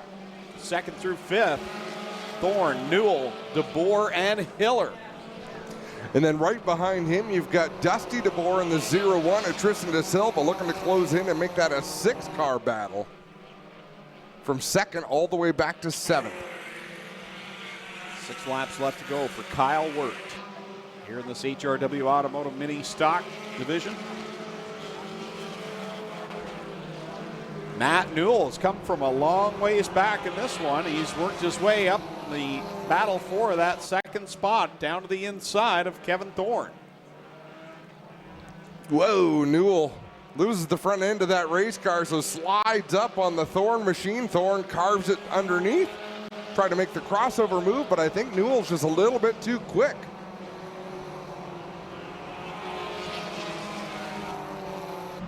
Newell now will put some distance between himself and Kevin Thorne. And it's Tim DeBoer, Ryan Hiller. And the two guys behind these guys have been side by side pretty much the entire feature. Dusty DeBoer and Tristan De Silva, the newsmakers from 1 week ago. Great battle back there. Great racing in this mini stock feature event. It'll be 3 laps to go in the mini stock season when they come off of turn number 4 this time. Kyle Wirt trying to finish one out, something he wasn't able to do over the last few races of the season. Probably wondering, now why couldn't we have done this 1 week ago? Shoulda, coulda, woulda. This racing is a sport of shoulda, coulda, woulda. 2 laps left to go for Wirt. Matt Newell has closed the gap, though, really gained ground on the leader. Thorne, Hiller, and Tim DeBoer still at it, and Dusty and Tristan continue to just race side by side. Close quarters racing, a little bit of rubbing last time through 3 and 4 for De Silva and DeBoer, but up front it's been all Kyle Wirt as they take the white flag. Newell within about 5 car lengths of the leader. Final time around for Kyle Wirt as Ashton Dickey will pull off in corner number 2 and head to the pit area. Kyle Wirt will slip by the pinball. The gap closes quickly down in 4. Kyle Wirt going to bring it off the bottom of turn number 4. Checkered flags in the air. Feature win number 6 for Wirt. Newell going to come home second, followed by Hiller, Thorne, DeBoer, and De Silva. Sarantakos, Iftati, Moore crossing line behind them. Brian Wilson in the 1 machine, and John Lubick in the 14. So again, victory lane will be held to the end of the night. As we'll continue on with our next feature event, it's the Middleport Mechanical Thunderstock Division. You know, when it's little things like that that help to make Ohsweken such a popular spot for the fans, we'd like to welcome Wes from Halifax here with his dad. How about this, Greg Callan? He and his dad have been to at least 1 race every year since 1969. It's not a bad streak. Great to have you here at the Big O. And that's what I was going to say, those little decisions that track management makes, Clinton Jeffrey, Glenn Stiers, Doug Leonard, you know, to keep the show moving, the little things that they do to make sure people are entertained, that makes a big difference. It's time we get a break in the action. We'll do our program prize draw. Just try and get our program sellers down to the front here so we can read off those numbers at the next possible break as we're ready to go with the feature event for the Middleport Mechanical Thunderstock Division. Mike Thorne's going to line up on the pole alongside Blake Bomberry in the 24. Go Fast Teeple. Back there with Spencer General Thomas in row number 2. Jim Lampman and Mark Bazine make up row 3. Ryan Beagle and Donnie Lampman be back there in row number 4. Row 5, Logan Schwedick and Chris Hale. Row number 6, Ryan Denning and Brian Pachetti. Dave Bailey is going to be back there in the 49. He's got some work to do alongside Trevor DeBoer in the 23. And then Casey Huffman and Ken Sargent will bring up the tail. And this, the final feature of the season for the Middleport Mechanical Thunderstock Division. 20 laps will be the distance. And again, once we get a quick break in the action, next caution flag, we'll do the program prize draw numbers. And we're hearing Dave Axton was disqualified from his heat for electronic bleeders on the car. So that's a no-no here at Ohsweken. Happy birthday to Rachel DeBoer today. Happy birthday, Rachel. Green is out for the final time for the Middleport Mechanical Thunder Stock Division. Mikey Bobby, Mike Thorne, former champion, out in front. All stacked up behind him, Teeple and Bomberry side by side. Man, oh man, and deep in the field, they're 4 wide, racing down into 3 and 4. Nobody giving an inch. Nice move by Kenny Sargent in that 25. Burger Barn cars been hooked up tonight. Their qualifying heat, they finished 1 and 2 and now separating themselves from the pack. Mike Thorne out in front over Mark Bazine. Then it's a 4-car, make it 5-car fight for the 3rd spot as Jim Lampman, Go Fast People, Blake Bomberry, Logan Schwedick, and Ryan Beagle are all right there. Top 2 again have pulled away, just like you said, Greg, just like they did in their heat. They've got a bit of a gap over Jim Lampman and Go Fast Teeple. Then it's Ryan Beagle in the 84 with Logan Schwedick in the 53. And that four-car battle there is really holding things up for Bomberry, Sargent, Bailey behind them. I think they might be a little bit quicker, but there's just nowhere to go. Look at that 3 wide out of turn 2. Great fight going on back there. And now we're about to see a challenge for the lead as Mark Bazine looks to the inside of his teammate. Not the strongest of seasons for the Burger Barn Racing team. A lot of bad luck, and things just didn't go the way for those 2 drivers. Mike Thorne, who started the season in the 360s, went back to the Thunder Stocks, but they've got things in the right direction. And Adam, I know the offseason's coming, but a win at the end of the year still carries a lot of momentum into next year. And they're having a great night, putting on a good show for team owner Jason Hill, who is in Oklahoma City, I believe, with Celeste. They are at a horse event down there. He says, what are the odds? 2 big events on the same weekend. So thankfully, we've got the stream. I hope he's watching it and enjoying it. We wish he was here. Mark Bazine leads that lap, that time over teammate Mike Thorne. All the while, Logan Schwedick has been able to reel in the top 2. You got Jim Lampman right behind him. Dave Bailey riding in the 5th spot. Ken Sargent started in the back row. He's up to 6th. Yeah, Sargent, like he was shot out of a cannon in this race. He's been up on the wheel from the very start. 4th on back. Good fight continues on. Dave Bailey, Ken Sargent, Jim Lampman, and Ryan Beagle.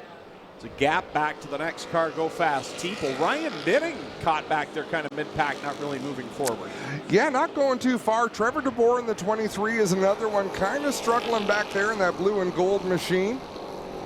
But it is tough competition. I mean, all of these cars are stout. The Burger Barn boys are on the wheel tonight and having a great run as Mark Bazine leads by 3 car lengths over Mike Thorne, then his 5 car lengths back to Logan Schwedick. Interesting to know if any of these drivers tried a few different things on their cars tonight. It's basically a throwaway race. You can do what you want, maybe try some things out that you've wondered but haven't wanted to give up points trying. And even worse, what if they tried something and then came out and realized that they will never race on this track again because it's never been quite like this. Mark Bazine out in front of her, Mike Thorne, and Logan Schwedick is there now, right in that 3rd spot. Dave Bailey in 4th, Ken Sargent 5th, Ryan Beagle riding back in the 6th spot, and Jim Lampman in 7th. Those 7 cars have broken away from the rest of the pack. And we just completed the halfway, so still 9 laps to go. There's a lot of racing left. Logan Schwedick has caught up to Mike Thorne, but he hasn't really been able to do much with the 55 machine. Thorne looks to be running the line Schwedick would be making tracks with. Bazine leads on lap number 12. 8 laps left to go. Thorne feeling the heat from Logan Schwedick. Had 1 feature win this year, and that number 53. They work it down the backstretch. Spencer General Thomas, the lap car, right in front of the leaders. Spencer General Thomas has picked up the pace a little bit too. I mean, he's still going a lap down, 13 laps into the race, but he's much quicker than he was when he first brought that car out. Making improvements, that's the name of the game. It's hard to get up there to this level of the competition in this division. So many good cars and drivers. There absolutely is, and we just saw there Logan Schwedick all but pushing Mike Thorne around Spencer General Thomas, trying to make a move. There just wasn't enough racetrack. Mark Bazine will come down and see the high five from Kyle McKenzie. 5 more trips around the Big O.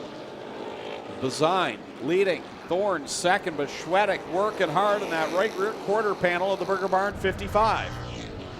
Chris Hale just made a move to the outside of Go Fast Teeple. There was barely enough room for a race car between Teeple and the wall, but Hale drove it in there. So that's another good battle on the track. Ryan Dinning just ahead of them, Brian Pachetti just behind them, as Logan Schwedick has taken the second spot. It's not working out for Blake Bomberry. He was really good in his qualifying heat, but it's mired deep in this one. 3 laps to go. Can Mark Bazine hold on in that 21X? Logan Schwedick is there. Takes a look to the inside through 1 and 2. Schwedick on the bottom. He's got the momentum, and he edges in front into corner number 3.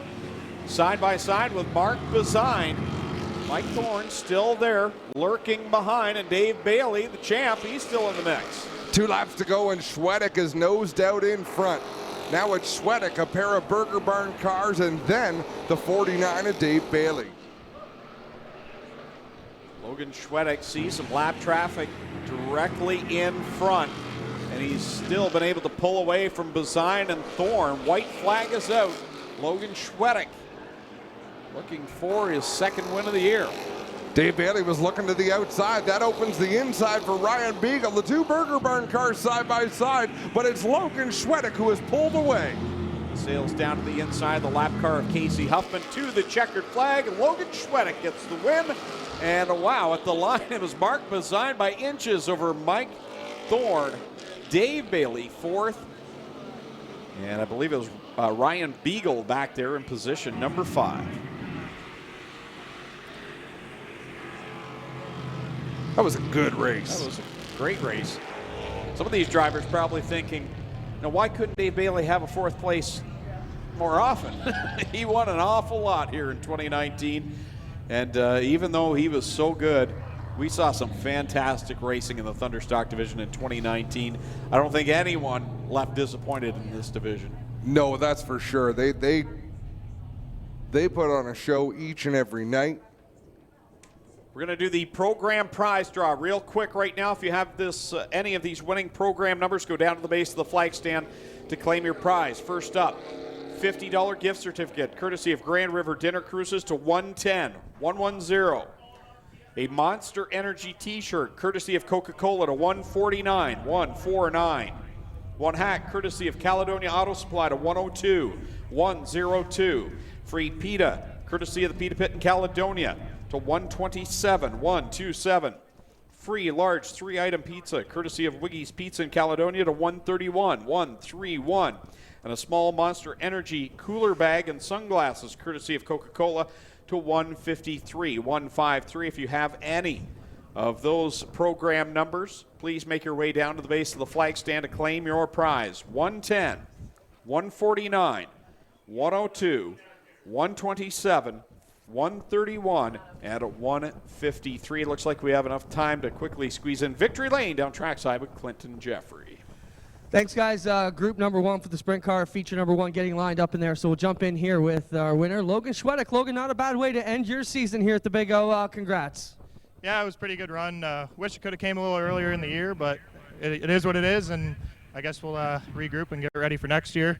I just want to thank all my sponsors, Xterra, Advantage Electric, Wellington Breweries, Blast Force, S&S Cleaning, and anybody else who helps me out, all the guys in the pits, and my girlfriend and my mom and dad. So.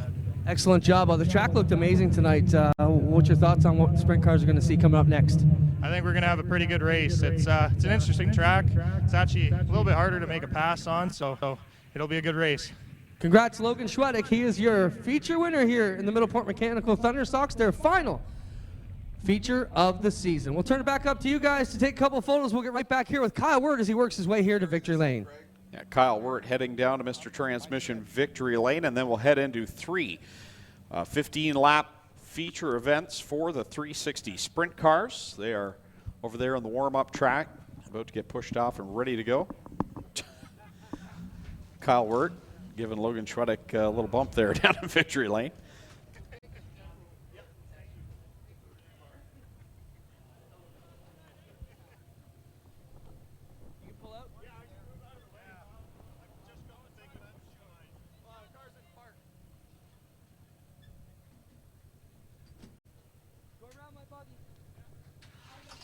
Again, make sure you're back tomorrow for the 15th Annual Canadian Sprint Car Nationals, brought to you by Aero Express and Nitro 54 Variety.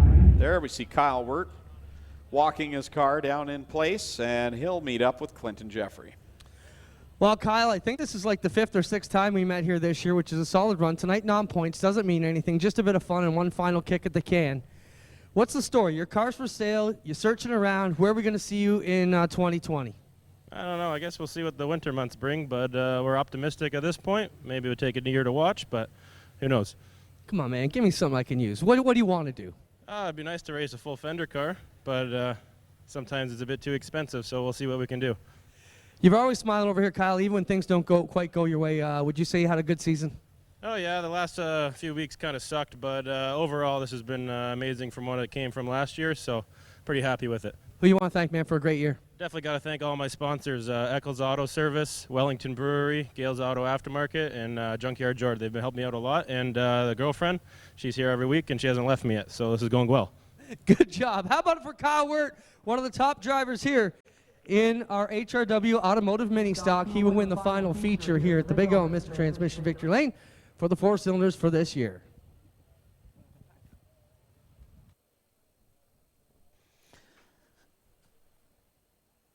Great season for Kyle Wirt in car number 19.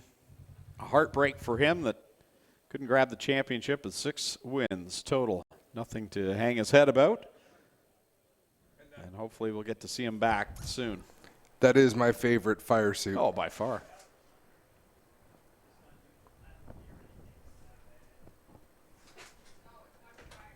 Three 15-lap feature events lined up and ready to go for the 360 sprint cars. We have a car that is running, and it's been running for a while, so you're probably low on fuel. Florida plate, JKL-A26. Your car is running. Florida plate, JKL-A26.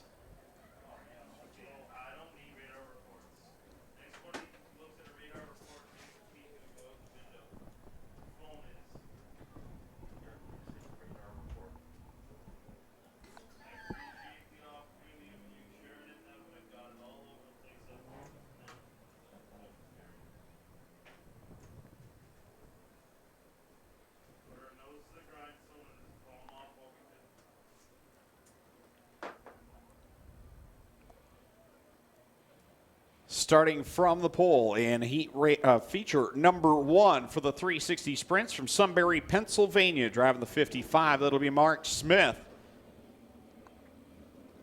In the Foundation's 55 machine to his outside out of Tilsonburg. In the Petro Plus Burger Barn, Mobile 1, number 13, Corey Turner. Going from the 3rd position from St. Matthew de Beloeil, Quebec. The Four Seasons Foundation Mega Pumping. Number 28 FM, the Fireball, Steve Poirier. Lining up 4th out of Scotland with a heat race win here tonight. In the Styes Tree Service, Town Line Variety, Ackland Insurance, 87X, Sean Evans. And going from 5th out of Cloverdale, Ohio. Driving the MW Construction, number 17, that's Jared Horseman. Starting 6th, fantastic run in his qualifying heat. Driving the Nitro 54 Variety. Big Dog Wing Sauce, Ackland Insurance, number 15, Dan Nanacoke, lined up 7th out of Carlisle. In car number 9. Sponsored by Nitro 54 Variety, MMBO Direct Marketing, Steve Lyons, going from 7th. Starting 8th out of Wapakoneta, Ohio. Driving car number 23 in the Ferris Commercial Mowers machine, that's Devin Doby. Starting 9th out of Kingpin Farms. Burger Barn, Aiken Motors 91, Ryan Turner out of Dunville. Going from 10th out of Bradenton, Florida. First visit ever here to the Speedway in the 28M. That is Connor Morrell. Going from 11th out of Wantage, New Jersey. And the Dave Franek Auto Sales 28F, Davey Franek. Starting in the 12th position out of Dorchester, the Case IH O'Shreekin Speedway car number 1 of Holly Porter. And going from 13th out of London in the Pinewood Horticulture, BS&B Radiators. Car number 7, that is Caleb Wood, going from 14th. And car number 46 was scheduled to be Kevin Pauls, but he was caught up in that accident earlier on tonight, and Aaron Turkey also will not make the call. And as you can tell, and quite obviously, Steve Poirier not going to make the call either after the motor issues after winning his qualifying heat. This time by a white flag being displayed in the first of the triple 15s. You win, you're in. 3 drivers have a chance to do that here tonight. I really like this front row. Mark Smith in the 55, always strong when he shows up to the Big O. But Corey Turner in that 13, man, oh man, when he brought that car out last week with a new look, he showed a lot of speed, had a fantastic feature run last Friday night. Looking for big things out of Corey Turner. See how Dan Anakoke fares in this feature event. He was so good in that qualifier earlier tonight, impressed all of us. Mark Smith, he's due for a big Canadian Sprint Car Nationals weekend. He's always in the thick of it. Could this be the year? He'll lead them to the green, but it's Corey Turner, the great jump down in corner 4. Mark Smith gets out in front, slides up in front of Turner. Jared Horseman applying the pressure from the second spot. Mark Smith leads him off of corner number 4 across the line. He'll lead lap number 1, but Jared Horseman all over the back end of that number 55 machine as they all wash up the hill in corner 2, come back down and rocket down the backstretch. Lap 1 of this feature event was a very fast learning opportunity for these drivers. And wow, Corey Turner with a beautiful pass. Drove it down the inside. It looked like it was going to be a slide jump, but he kept the car down low. Corey Turner's on fire. I don't know what is fueling that Petro Plus 13, but it's been a rocket ship in its first 2 weeks. Corey Turner to the point on lap number 3, making a statement, getting by Mark Smith. That is not a line we see a lot of success out of here at Ohsweken. Now he heads back up to the outside with Mark Smith trying to give chase. One up high in corner number 3. I believe it was, Corey's brother, Ryan Turner, that got off track. He's gathered it back up. How about the battle for the 3rd spot? Jared Horseman and Sean Evans. Evans having a good fight there with one of the veterans. Sean Evans needs a good weekend here in that 87X. It has been a tough year. A lot of it was not his doing. A lot of it just circumstances. Off of corner number 4, Corey Turner. Wow, he is sharp here tonight. 6 laps on the board. 9 left to go for the Petro Plus Burger Barn Mobile 1, number 13. Mark Smith second. Jared Horseman back there in spot number 3. Then it's Sean Evans and Steve Lyons, your top 5. A little bit of dust coming up off the racetrack, but a beautiful racing surface for these drivers out here. And they are using every groove on the racetrack. Into corner number 3, another time goes Corey Turner. This time by, we'll see the cross flags. 8 on the board, 7 to go. Mark Smith now working the inside line, trying to find something to gain ground on Corey Turner. He went down to the bottom. He was trying to find moisture along the inside wall, some unused clay down there. He just couldn't find a smooth enough line, so he's kind of gone back up the track looking for a spot that his car is happy in. Corey Turner up in corner number 1, riding that extreme outside line. Said he absolutely loves the car 1 week ago, and down at Victory Lane finished on the podium. He's got to be loving week number 2. He's been impressive. And when you're beating drivers like Mark Smith and Jared Horseman, you're accomplishing something. And Clinton Jeffrey, I'm going to need your help here. I need someone who understands how this works, but is this track taking rubber? I've never seen Ohsweken Speedway do that. So Corey Turner working it through 1 and 2, seeing some lap traffic. Caleb Wood will be the first car in his sights. He's got about a 10-car length advantage over Mark Smith, who continues to work the bottom in 3 and 4, maybe closing the gap just a little. I think Corey Turner might have checked up just a little bit. He's not pushing it quite as hard as he was, but you've got to be careful in sprint car racing. That can jump up and bite you, as he's going to see 2 laps to go this time from Kyle McKenzie. Corey Turner will lead it into corner number 1. Will gingerly try to get by that 7 of Caleb Wood. Mark Smith's not done just yet. He can sniff the leader. He can see him. He's gaining on the bottom. This time by, the white flag is out. Can Corey Turner hold on and get a hometown win? What Corey Turner's doing really well is right here. He gets off of turn 2 with a good drive where Mark Smith loses his drive. Checkered flag going to be in the air this time, and it's Corey Turner who's going to take the win over Mark Smith and Jared Horseman. Sean Evans will cross the line in 4th. 5th at the line will be Ryan Turner. 6th, Steve Lyons. 7th was the 28 of Morel, and it's Davey Franick, Holly Porter, Devin Doby, Dan Nanakoke, and Caleb Wood. But they're going to be celebrating over in the Team Turner pit area tonight. Corey Turner picks up the win in Triple 15, number 1. And with absolutely no disrespect intended, that is a shocking win when Corey Turner can beat Mark Smith, Jared Horseman. Those are some pretty heavy hitters in the dirt sprint car racing world. Yeah, you'd look at this lineup and think right away, well, Steve Poirier obviously wasn't able to make it out, but you would think Mark Smith, Jared Horseman, they're going to be right in the thick of it and competing for this win. And Corey's going to be in the mix, but maybe not a contender to win. Exactly. But, wow. To run up there around them, but you don't necessarily expect, I don't anyhow, to see Corey Turner be behind them, past them, and stay out front. Like you say, no disrespect, and that's not even going towards Corey, because we don't have a big history of hometown track drivers winning these events. So a big statement made tonight by Corey Turner as we get ready for feature number 2.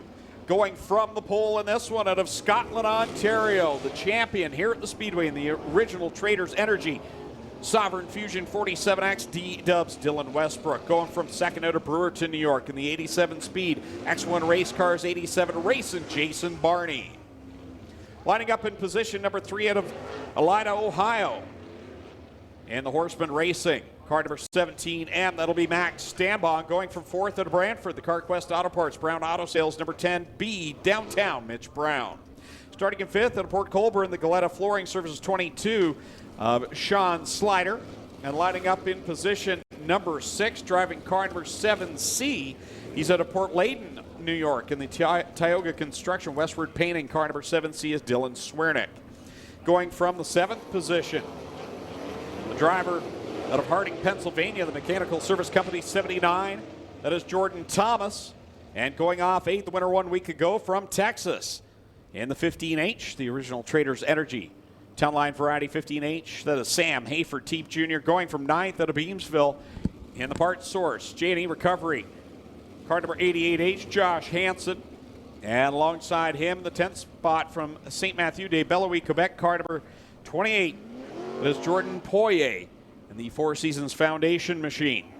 Going from 11th out of Belleville, Ontario, the Elbrook Excavating 84, Tyler Rand. Kyle Moffitt alongside him out of South Dayton, New York in the Stelter Racing 36. Alan Galetta will start 13th out of St. Catharines in the 22 Junior. Alex Hill will start 14th, not making the call for this one, I don't believe.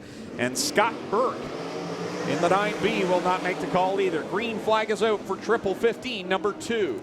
Oh, Dylan Westbrook drives it down into 1, slides all the way across turn 2. Wow, and he almost caught the nose piece of Jason Barney trying to catch Max Stanbaugh. Stanbaugh will lead lap 1. Stanbaugh out in front over Westbrook and Barney dueling for second. Here comes Haferteep up into third. Dylan Westbrook going backwards here, not used to seeing that, as he'll make a charge now on Sam Haferteep Jr. These two are teammates out of the Hills Racing stable. We got one around at corner 4, that's Tyler Rand.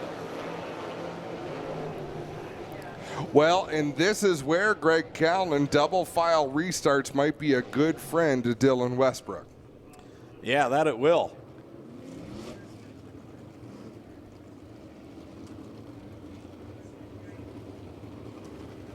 I want to mention that tomorrow, starting at 9 a.m., we'll have a live feed on the inspection cam on YouTube. So if you go to our Ashweekend Live YouTube page, we have a camera that's mounted right there in the tech barn.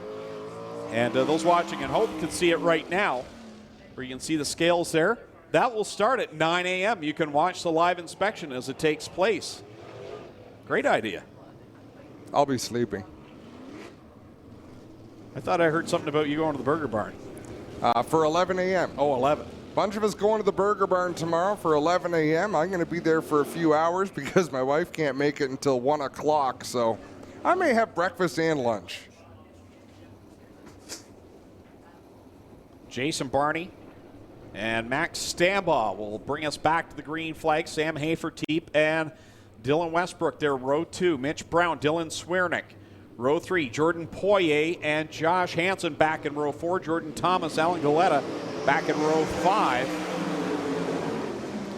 Sean Slider, rather, back in that row. Also out there is Alan Galetta and Tyler Rand. 3 wide for second down the backstretch. Nice move by Mitch Brown to get up there into that battle, and then he gets clipped by Stambaugh going into turn 3. That could have been worse. Jason Barney works the bottom side. He's always been solid here at the Big O, and that number 87 machine driver out of Brewerton, New York. How about Mitch Brown? He made a statement tonight, winning his qualifying heat, and here he is working by Sam Haferteep. Dylan Westbrook, did you see him? I think he hit the wall on the backstretch out of 2 the last lap.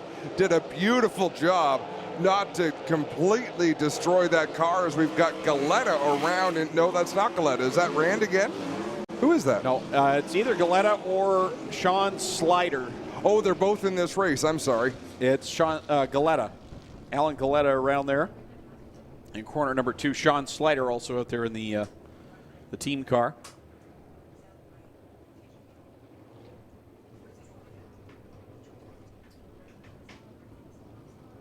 So they get Alan Galetta looped back around with 5 on the board, 10 laps left to go. Racing Jason Barney leads over Max Stambaugh. Really impressive night for Mitch Brown. Gets by Sam Haferteep in that last exchange.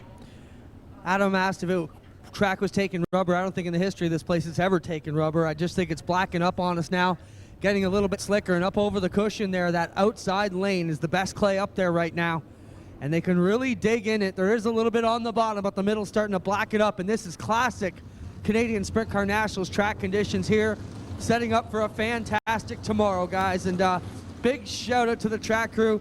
You know, they didn't, I don't want to say they didn't know what to do, but they were scratching their heads a bit today, figuring, do they water it like normal? If the rain comes, you know, in the afternoon, how do you manage it to get it back so it's not too wet? But they have hit a home run here. And the only thing I had to say to Jordan is, how come you didn't do this all year long? And he gave me the year number 1 salute, and we moved on. What's the report for Glenn Stiers? They putting a bullet in that for tomorrow night, Clint? You know, our team's hustling along so far. I've been stuck in the middle. I'll try and get that info and get back to you in a minute, guys. Back to the green flag, 10 laps to go in feature number 2, and racing Jason Barney takes off. Here comes Sam Haferteep. He had a slick move from 4th, now running in 2nd, but Horseman and Brown will surpass him again. Slick, but not slick enough. Mitch Brown battles back. Oh, we got a couple of them together. Jordan Thomas and Dylan Swiernick, I believe, at the back of the pack. Lap number 6 goes on the board. Racing Jason Barney leads over Max Stambaugh. Sam Haferteep has the door shut on the inside line. He'll lose momentum, and Brown now will go down to the inside of him. Great racing back there for 2nd, 3rd, 4th as Jason Barney out in front driving away. Trying to get this complete program in, coming up on the halfway point here this time by. It should be 8 on the board and 7 laps left to go for racing Jason Barney with weather coming. We are halfway through these features. Down through 1 and 2. Barney now running the bottom as well. Mitch Brown running that line. Mitch Brown just turned his fastest lap of the race, 0.3 of a second faster than Jason Barney. Barney across the stripe completes lap number 9. 6 laps left to go in this one. Mitch Brown running second. Those brakes glowing red. The battle behind him, Max Stambaugh and Sam Haferteep, as we see the leader coming off of corner 4, racing Jason Barney. Sees the 5 to go signal. Josh Hansen just had a moment there in turn number 2. He got up near the outside concrete, but out in front continues to be Jason Barney, running similar times lap after lap with Mitch Brown in the 10. Mitch Brown trying to reel him in that number 10 machine, the CarQuest Auto Parts. Brown Auto Service, number 10B, scored here this weekend. Driver to Brantford, having a nice run in that 2nd spot. If you can hold off Max Stambaugh and Sam Haferteep, you're doing something right. Mitch is doing that. 3 laps to go now. Stambaugh might be closing in on Mitch Brown. Yeah, he's a little bit quicker right now, running that high groove. Brown still down on the bottom. 2 laps left to go for racing Jason Barney. 1 more feature to go. Can we beat the weather is the question. As we You can see the lightning in the distance, but the storm is in the front of this one as racing Jason Barney is setting a torrid pace. And he has since the drop of the green flag. White flag is out for the driver to Brewerton, New York. Look at where the track is slicked over and darkened up on the outside and on the bottom, and there's still kind of that no man's land through the middle. But I think this race is all Jason Barney and Mitch Brown trying to hang on for second, but here comes Stambaugh. Barney will get the win at the line for second. Brown holds on over Max Stambaugh, Sam Hafertepe, Jordan Poirier, Dylan Westbrook, Jordan Thomas, Tyler Rand, Josh Hansen, Sean Slider, Alan Galetta. That's your final running order as racing Jason Barney out of Brewerton, New York picks up the win in triple 15. Number 2. I don't think Sam Hafertepe is all too thrilled. He drove that car directly into the pits. But hey, you're at I-Xcitement Speedway. There's no gimmies around here. Well, pretty much all week long, looking at the forecast, if you told me we were going to get this far tonight, I would have said you're crazy. Well, I'm gonna tell you, we've got a lot of weather people who keep in contact with us. It's pouring in Burlington, it's pouring in Kitchener, it's pouring in Simcoe. That is 3 of the 4 directions around us. Third and final feature ready to come out onto the speedway, starting from the pole out of Kokomo, Indiana. Driving the Victory Games Town Line Variety, number 67, Access the Law Firm, Parker Price Miller. Lining up in the second position out of Romulus, New York, driving car number 22P, the Williams Insurance Machine, that'll be Jonathan Preston. Starting in position number 3 out of Tonawanda, New York, driving car number 7NY, the Fiberworks Composite Machine, that is Matt Farnham, the rookie driver, alongside him out of Bradford, Pennsylvania. Driving the bundle of warmth, car number 35, the Juice, Jared Zimbardi. Starting in position number 5 out of Brantford, in the Hills Tire and Gas, Brown Auto Service, Little Bend 110, Jake Brown, and going from position number 6. He hails out of Port Jervis, New York. That is Billy Van Edwigen in the Profab number 56 machine. Lining up 7th out of Bath, Ontario, the RL Paving. RL Asphalt number 16L, that is Roger Levesque. He is outside from Bedford. And the Jennifer Hatch Coldwell Banker, Tim's Lawn Care, Dykstra Racing Engines 5D. That is Shane Ross. Starting in 9th out of Clay, New York. In the Mucci Motorsports, number 99, that is Joe Trenka. And starting in the 10th spot from Cleveland, Ohio. Driving the 46 Group 46C, that is Ryan Conium. Rolling off in the 11th position out of St. Williams, the DNW Group, Wooly Lamb. Gales Auto Aftermarket 21 of John Burbridge Jr. Starting 12th in the Mike Yerrick Dodge Chrysler. Car number 8, Hannah Farrell. Starting 13th out of London, the 4-wide Designs 15. That's Mike Farrell, the president. Starting 14th, not making the call, Double D Dustin Daggett or the 0 of Glenn Stiers. Looks like we're going to draw the 50-50 here at the Tower, so stay tuned for that. Green flags in the air. The final feature of the night is underway. Well, I was just going to mention, guys, Stiers text me. They will change a motor. He'll be back tomorrow. Away we go. Parker Price Miller to the point as he works around Jonathan Preston. Look at Matt Farnham. He's been good since moving to the 360s. Matt Farnham, an impressive driver in that 7NY as Farrell makes the hard left turn down into the infield on the back straightaway. His night will end prematurely. Jake Brown up into the 4th spot in that 110. Yeah, Mike Farrell pulls off. Hannah Farrell's still in this one. She's running the 360 for the second time here at I-Xcitement this year. She ran with the SOS 1 week ago. We got a good battle up towards the front as Parker Price Miller, Matt Farnham, Jonathan Preston, and Jake Brown right now your top 4. Farnham is really charged in the bottom of the corners, and he's almost daring the car to hang on. He'll let it slide across, but just trying to get that forward bite. Doing a great job challenging Parker Price Miller. Miller up in corner number 3 using the high side. Matt Farnham digging on the bottom lane. We've seen 2 very good grooves, and this is what we expect Canadian Sprint Car Nationals. We've seen drivers do it around the top, and we've seen plenty of drivers win from the bottom. Here comes Farnham using that inside line. Miller moves down.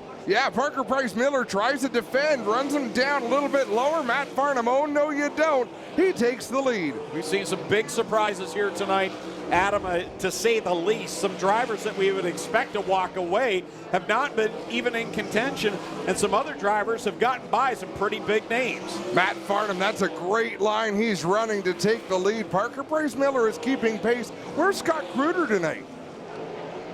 Did not come. I know he's on the property because I saw him earlier today, but not racing tonight. Wow, Parker Price Miller getting slowed up in traffic as we've got one headed pit side. Here at Zimbardi, the Juice will take it to the pit area as a leader. Heavy traffic, and that's going to open up the door for Parker Price Miller to swing it around the outside. Price Miller wound up on the high side. Matt Farnham still working the bottom as Ryan Conium got up off the bottom for Farnham there. So did Hannah Farrell. The seas parted for Matt Farnham to make that move. Farnham working the inside line, coming down. He'll complete lap number 9. So 6 laps left to go. Parker Price Miller. Now he'll work the inside line, trying to find some sort of advantage to gain ground. Jonathan Preston trying to close the gap. We got another one. It's Joe Trenka headed to the pit area. What a battle at the front of this field. Here comes Parker Price Miller with 5 laps to go. Farnham and Parker Price Miller right now 1 and 2. Preston has cleared all the lap traffic. He can see the top 2. Time's running out, but he's closing the gap a little bit. You know, it used to be SOS versus ESS versus SOD versus Patriots. Matt Farnham doesn't really have an alliance. He's just a guy who's a really good race car driver. That he is, and he's proving it right now. He's giving Parker Price Miller all he can handle, trying to find a line by him with 3 laps left to go. This time that'll be 2 to go from Kyle McKenzie as the leaders work down the backstretch. Farnham gonna have to come off the bottom to get around John Burbridge. Here comes Parker Price Miller. Oh, wise choice. Oh, wow. What a decision by Parker Price Miller. The only decision he had, or he was going into the fence. Yeah, that was something. That would have been big. Let's see this time. Parker Price Miller trying to get that run to the outside. He'll swing to the bottom. Beautiful move. Slides up in front of Farnham, but he's going to wash up the banking at 2. Farnham back by for the lead down the backstretch. Farnham's got a decision to make on this last lap. Last corner down into 3 and 4. Here comes Price Miller on the outside. Wow, what a move. Parker Price Miller parks it in victory lane with an outside pass on Matt Farnham. What a battle. What a night. And I never thought we'd even get it in.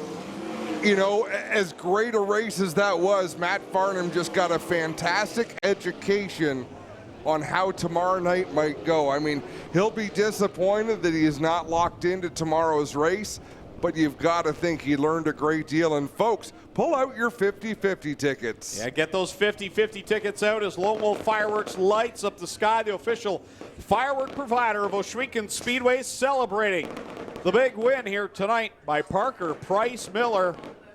We're going to get a word with all 3 of our Triple 15 winners here tonight. Get your 50-50 tickets out. If you have this ticket, come to the announce tower here and claim your prize. 75221, 75221. If you have that number, you've won the 50-50 draw. They haven't tabulated the total yet, but 75221. If you have that winning 50-50 number, come up to the announce tower to claim your prize.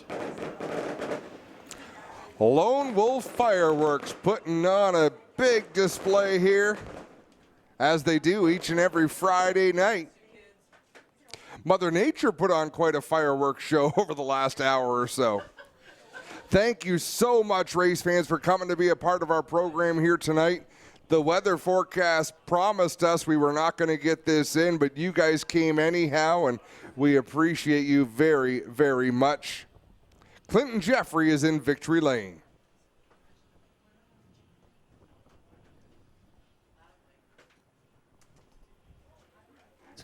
Thanks, Adam. Parker Price Miller up on the roof here in Mr. Transmission victory lane. We'll bring out our other 2 triple winners. We'll get a word here with Parker Price Miller around front. Parker, solid run for you tonight. It didn't come easy. Now, that guy you're battling, Matt Farnham, just come out of a big block modified this year, and he's had some solid runs, but he gave you a good battle tonight. Yeah, we just weren't very good.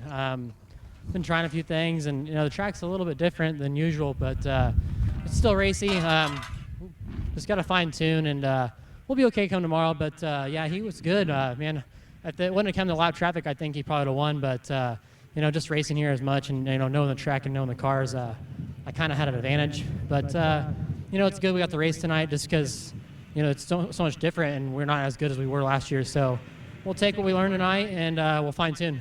There he is, Parker Price Miller, winner of triple race number 3 here tonight. We'll wait for the other two to make their way down as this one hustled on. How about a hand for our Schweeken crew tonight, ladies and gentlemen? They hustled their butts off to get all these races in for you fans tonight on a night when Mother Nature said, racing, I don't think so, guys and girls, but we made it happen. Don't forget, tomorrow's an even bigger event here for the Canadian Sprint Car Nationals. Adam, Greg, keep us alive here for a minute while we get the rest of these guys going down here. Well, that car down in Victory Lane so far this year is 2 for 3 here at Oshweekon Speedway. And if not for a right rear flat for Christopher Bell on night 1 of the Northern Summer Nationals, might have been perfect. And Parker Price Miller gets it done in convincing fashion with a power move. And that's the type of racing we expect this weekend at the Nationals. It was a chess match at high speeds, and you could see Matt Farnham had to make a decision going into 3 and 4, and I think he made the right decision. That was the line that took him to where he was, so he sort of lived and died by it and comes home with a solid second-place finish. Jason Barney, also a winner here tonight. We'll get a word with him in just a moment. He won Triple 15 number 2. And the big story here for the hometown crowd, Corey Turner picking up the win in the first Triple 15. That Petro Plus Burger Barn Mobile 1 machine is hooked up. It ran second last week in its first appearance, and I'm sure Corey's pretty excited to get one of those guaranteed spots for tomorrow night. We have a winner in the 50-50. Rick Hosian of Port Dover won $835. Congratulations, Rick. And Clint, ask Jason if it's a big deal to be locked into tomorrow night's feature. Well, Jason Barney, Adam's first question, he beat me to it. Is it a big deal to be locked in for tomorrow night? Hell yeah, it's awesome. Second time I've got a night before the Nationals win, which is it's great, special, very special event, very special feeling right now. Just a great night. Racetrack was awesome. We made some good decisions, and I feel like we've improved. Summer Nationals, we were good the first night, horrible the second night, and kind of racked my brain on that ever since. And what I thought we needed seemed to work, so we're gonna go with that. Real proud of my guys, really proud of this race team and my race cars, and looking forward to tomorrow. Is it difficult when you're on the hustle all night? I mean, you guys normally have a lot more time back there. We're screaming at you, get ready, let's go all night long. That change your game at all? It did. It was great. You got to run it through here quick because the rain would have been coming, but just sat at motorhome all day trying to play it out in my head what we would do if we got a certain situation, a certain racetrack, and it just kind of worked out. Doesn't always go that way, and I haven't had best luck at that this year, but it was great. Guys were great. They just did everything the right way, and we had a great night. There's Jason Barney, one of our triple winners here. Guys, set it up. We'll get Corey Turner, and we'll get right back to you. Jason Barney, as always, strong here at Oshweekon Speedway. Parker Price Miller, he's looking to join Steve Poirier, Shane Stewart as 3-time winners. He's the most recent winner of the Canadian Sprint Car Nationals. He's got 2 under his belt. A chance to tie some pretty big names. Now we've caught up with Corey Turner down in Mr. Transmission Victory Lane. Well, Corey, they should have painted the car black a few weeks ago, man. This new Petro Plus machine is on rails for you tonight. Talk about your drive, and you're locked in, man. A big, big deal for you. Yeah, we've always started deep in the field. If we would have known the black scheme and the Petro Plus scheme was going to do this for us, we would have did it, at the start of the year. But I can't say enough about our team. They just thrashed before this feature. We had a late heat race, and we got out. I got to thank Jay and Celeste and Gord and everybody who puts this deal together. We got a ton of people, so this is going to be a fun picture. And it's really exciting. We had big 9th place on the line tonight, so hopefully we can better that tomorrow and take her to the front and get one of those big checks. That's what this is all about. There's Corey Turner, our other triple winner tonight. How about it, ladies and gentlemen? Jason Barney, Parker Price Miller, and Corey Turner get it done in the triples. Huge day here tomorrow. Make sure you're here. And if you can't be with us, make sure you're watching live on MAP TV Canada, All North Racing, powered by Pinty's. Guys, fantastic night. I want to send a huge shout out to our Oshweekon crew. All the staff officials worked hard to get this one done. And here comes the rain. Well, Adam, did you have a fun night? I had a great night, Greg. How was your night? I was hoping Clinton would speed up so I could catch you while you were in mouthful of pencils. I don't think it'd be possible for Clinton to talk any faster than he just did. And not only did the rain start, It's about to get epic down there. I think I'll stay here for a little bit. Okay, folks, I know it's not nice to pick on people, but watch all these folks running across the track. The infield is easy. That track is so glossed over, they're going to need tow ropes to get up the banking. Well, as those are watching at home can see, it is pouring. Talk about perfect timing.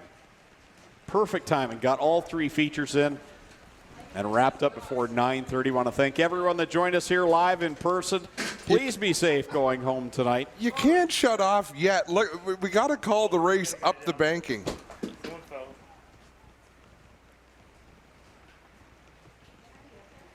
We don't have a camera on the roof anymore to see this, Adam, so I'm sorry. Okay, they got the buddy system going, so if one goes, they all go. The cost of winning. Well, that will wrap things up for our live stream. I want to thank everyone that tuned in tonight. Thank you for joining us. Don't forget to join us on MAV TV Canada tomorrow night starting at 7 o'clock. We will have it live, the entire program on MAV TV Canada, 7 o'clock. Check your local listings. I want to thank everyone here at the Speedway for all that they do to bring this program and to get it in and completed. And for my co-announcers here tonight, Clinton, Jeffrey, Adam Ross, my name's Greg Kellnan saying so long. Thanks for tuning in. We'll see you back here tomorrow night.